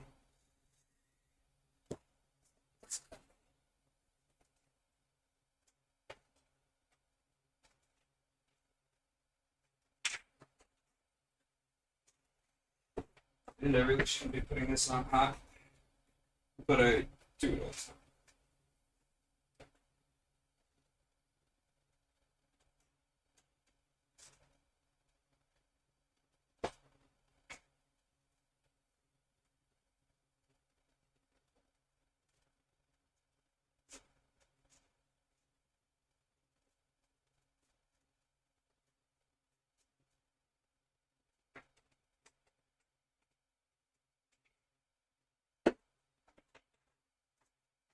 Alright, that'll stick. So I'm going to start at 400 so that this goes faster. So that means I change the code.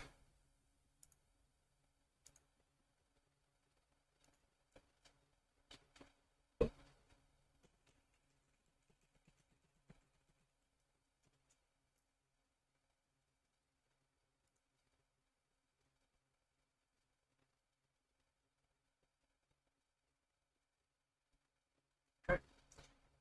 Same.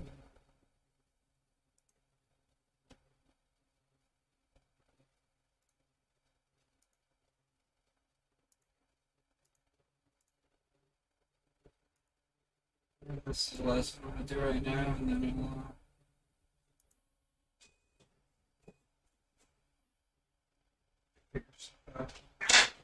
Oh. See, that's what happens with the U-kit. That's the downside to the U-kit.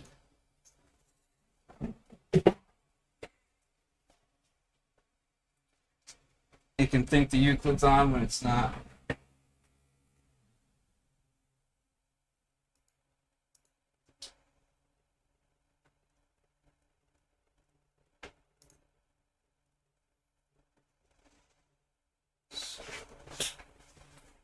If this ever happens to you, what you do is type in set kinematic position. I mean, you can lift it up by hand, but if you want to be lazy, set kinematic position, do like a Z equals 0.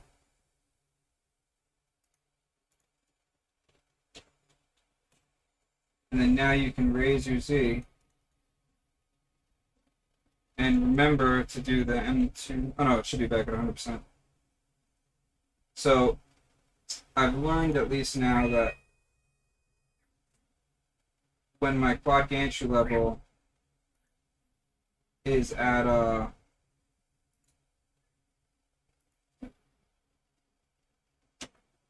if I try to home with the Euclid and the Z moves faster than like 16 millimeters a second, apparently something with the way I have the code written goes wrong.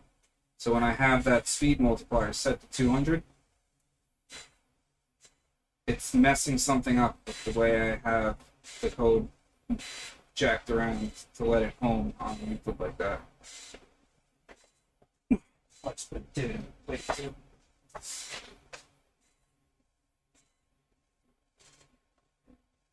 Yeah. This little divot in the plate. Just saying how this was such an old plate too that never had a scar. Well.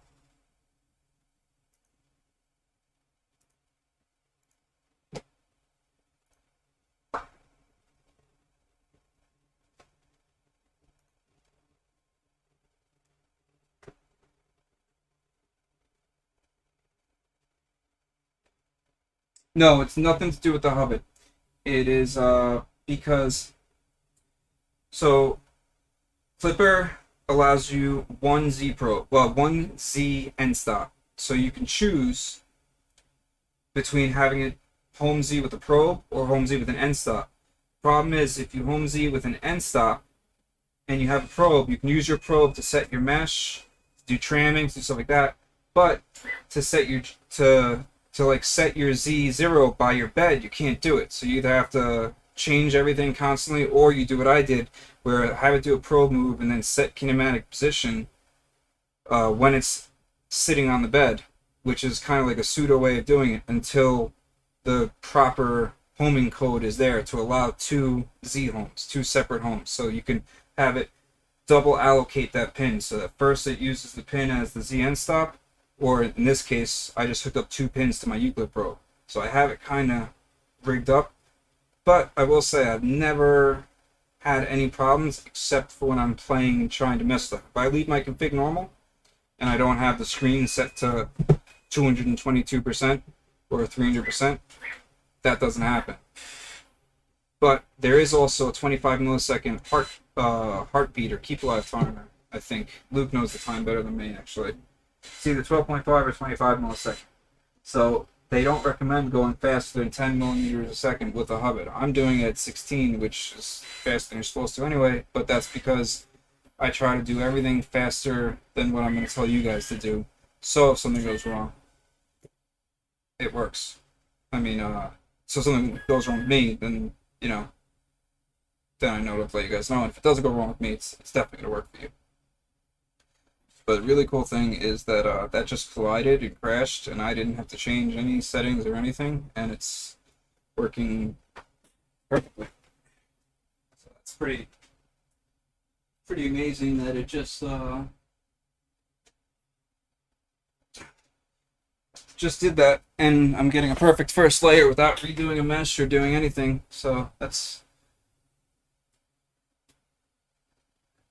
Now, the only other thing, though, is if I had the servos on the Z, I would have, I could have set it to fault and shut down. One thing I usually like doing, which I don't have right now, is I usually like telling it to lower the current on the Z motors when it homes, so that if you do get a collision, it doesn't break stuff. But I'm just glad that I didn't snap anything in the middle and end the stream real quick.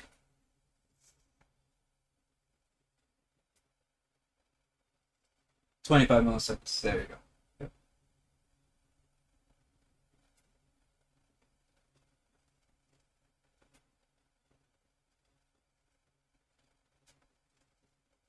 No, but what I was saying, with the BL Touch, you'd be able to pull that off no problem.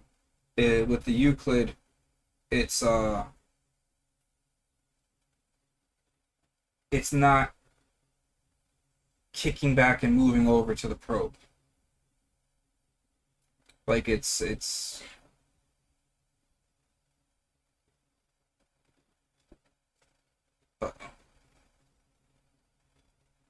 Take a step down.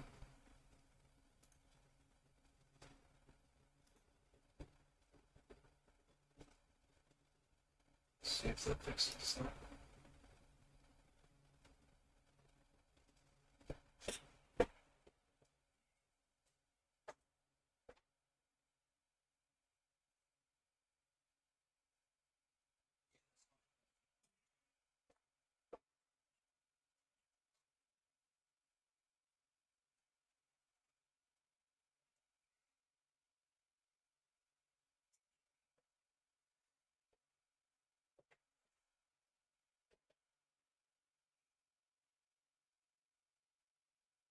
Didn't want to make that brim.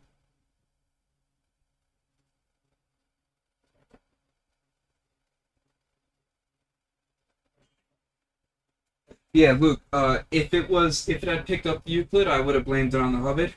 But the fact that it didn't even attempt to go to the Euclid, um, I don't think it was the Hubbard's fault. I think it was the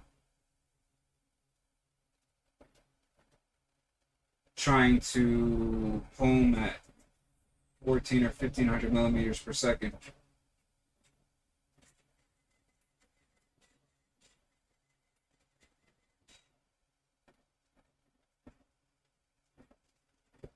Mm. Get that out of there.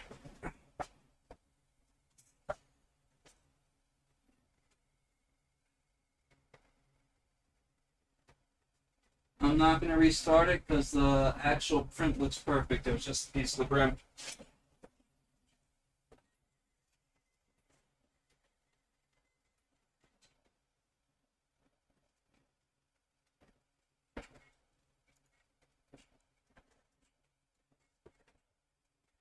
Oh, for the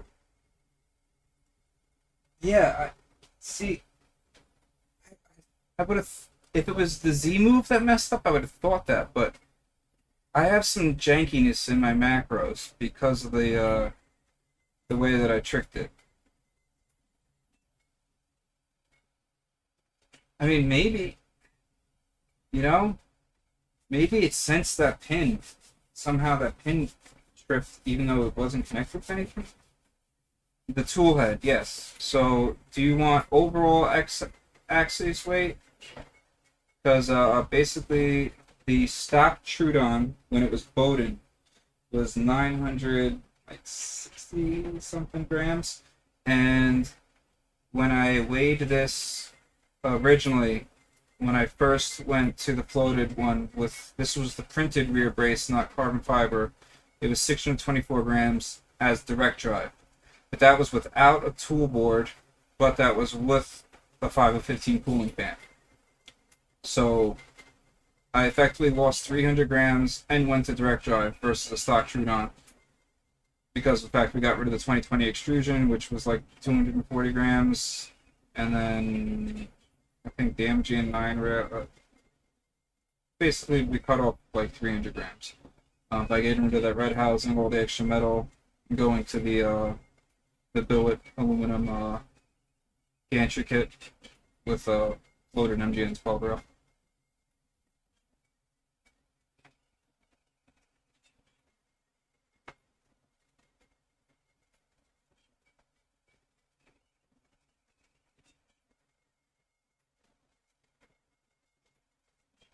Yeah, good day, man.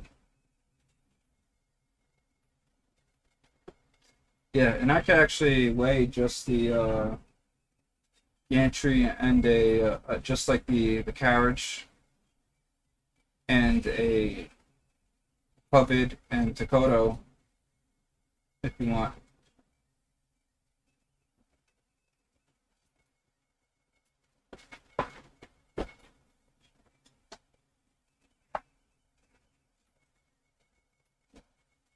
Uh,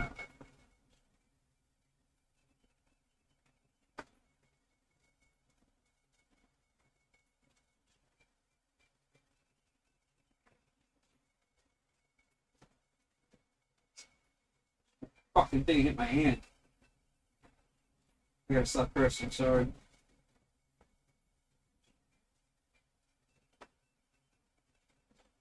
Can I like edit my video and beep out my curses so I don't get in trouble? Anyone know how to do that?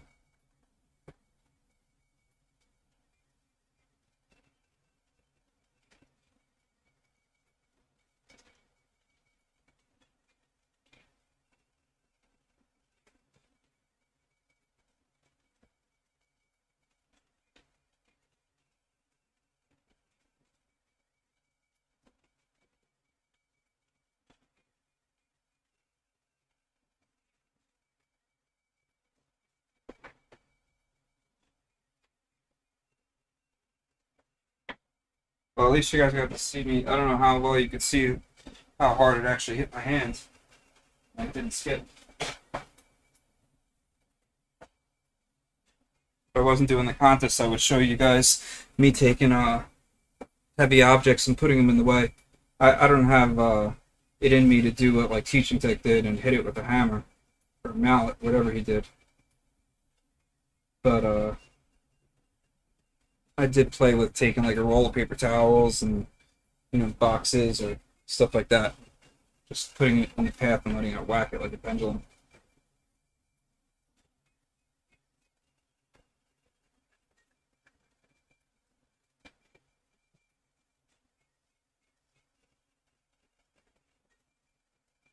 Cool. So I don't have to say flipping anymore, even though I didn't before.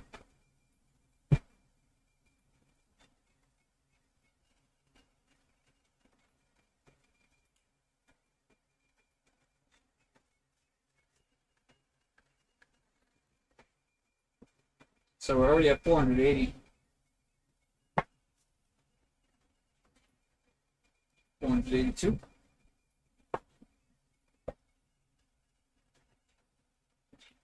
And we're traveling at 726.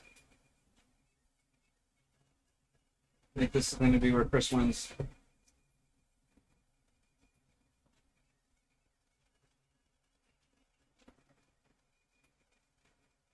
Oh yeah, got it.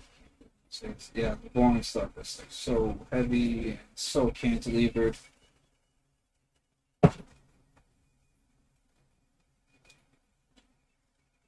I'm gonna make a version of my pantry for the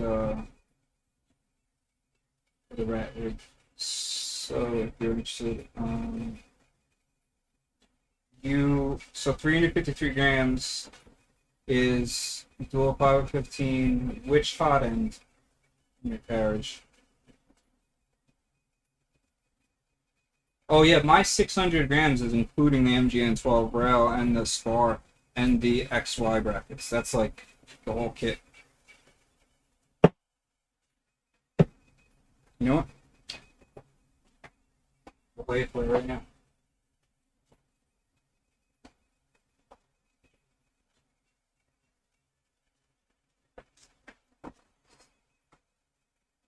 I doubt the anodizing adds any weight.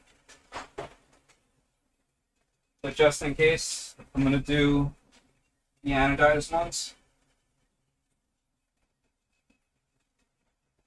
So, and I'll do a regular Dakota.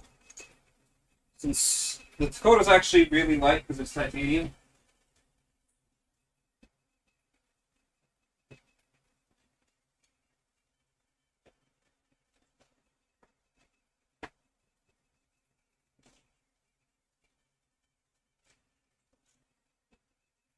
So with the 4010 fan,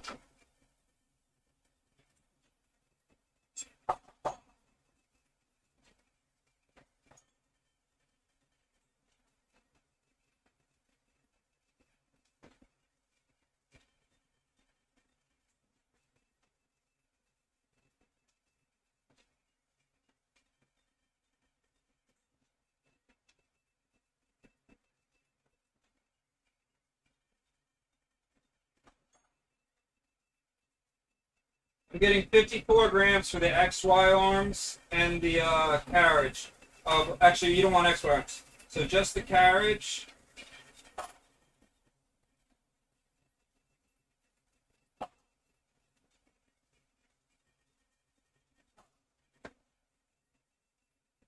I'm getting 14 grams without bolts, 18 grams with all the bolts.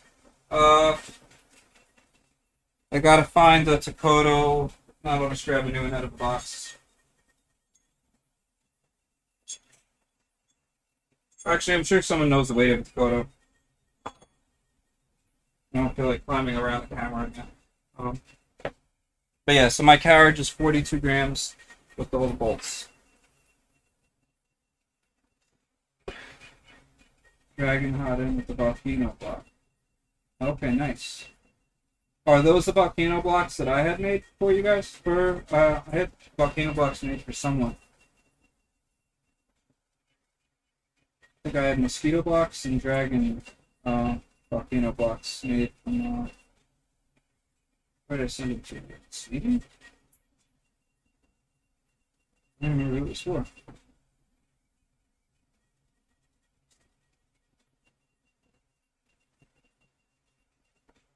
Are you the person that Theodore had you make, I guess make them for? That would be the easiest question. I think actually I have a couple of them from, oh, that's something I could give away. Just gotta find it.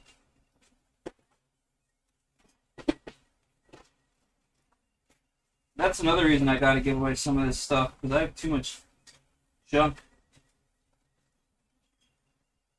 I mean, not junk, it's good stuff, but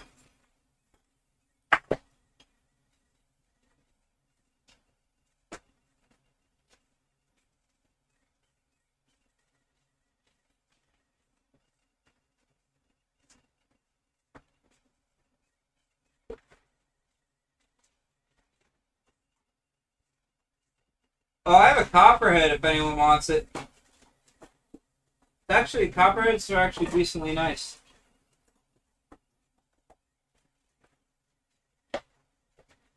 I have a copperhead that's pretty much brand new. All I did was use it for testing to see the max flow I could get out of it. And it's perfect. If anyone wants it, just ask and pay the shipping and it's yours. That's not part of the contest, that's just whoever asks first gets it.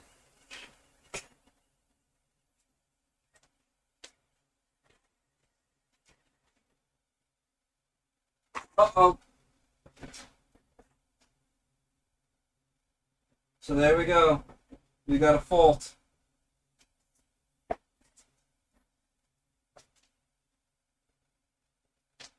So that's what happens.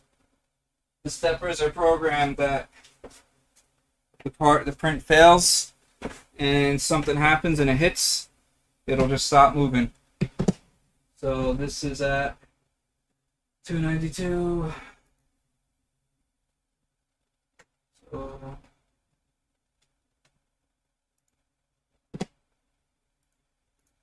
292 times 2, 584. So is that the arrow again?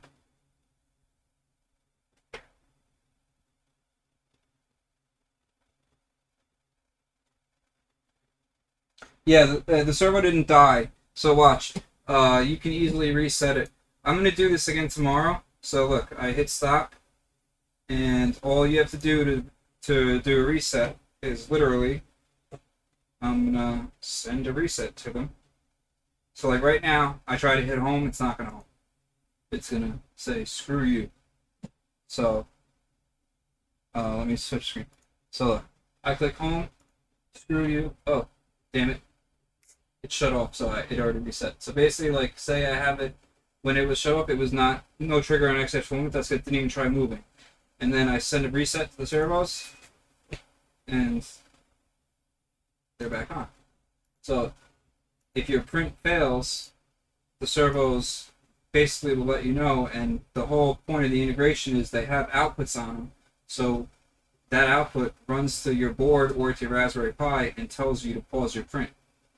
So now you have the print pause, you know exactly where everything is, and you can resume it exactly with complete accuracy because of the encoders and everything, and it prevents you from coming home to a giant spaghetti mess.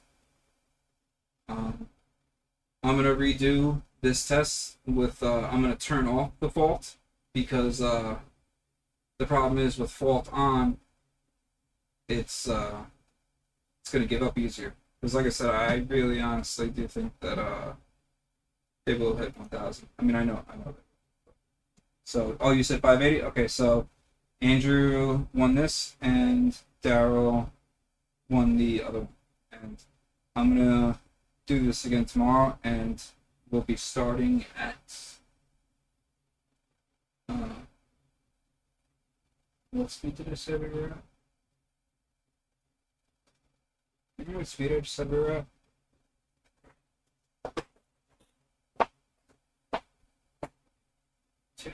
Okay, so we were at 584. So we'll start at 500.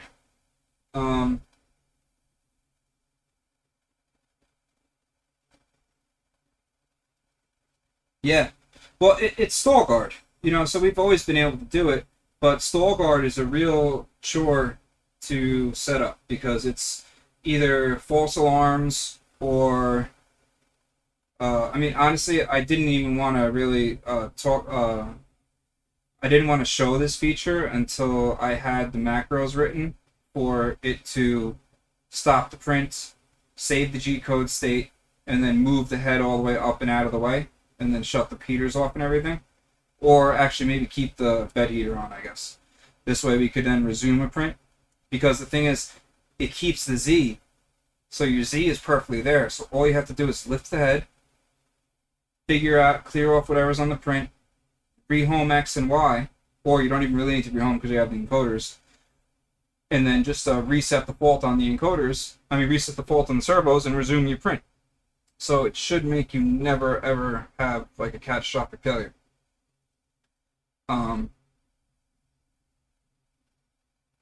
Right now it's probably impossible, but once Dalegar writes finishes the Modbus stuff, we should even be able to have it feel like if the part comes off and starts whacking into it and stuff like that. I mean, either with the accelerometer or maybe with the servo, we should be able to.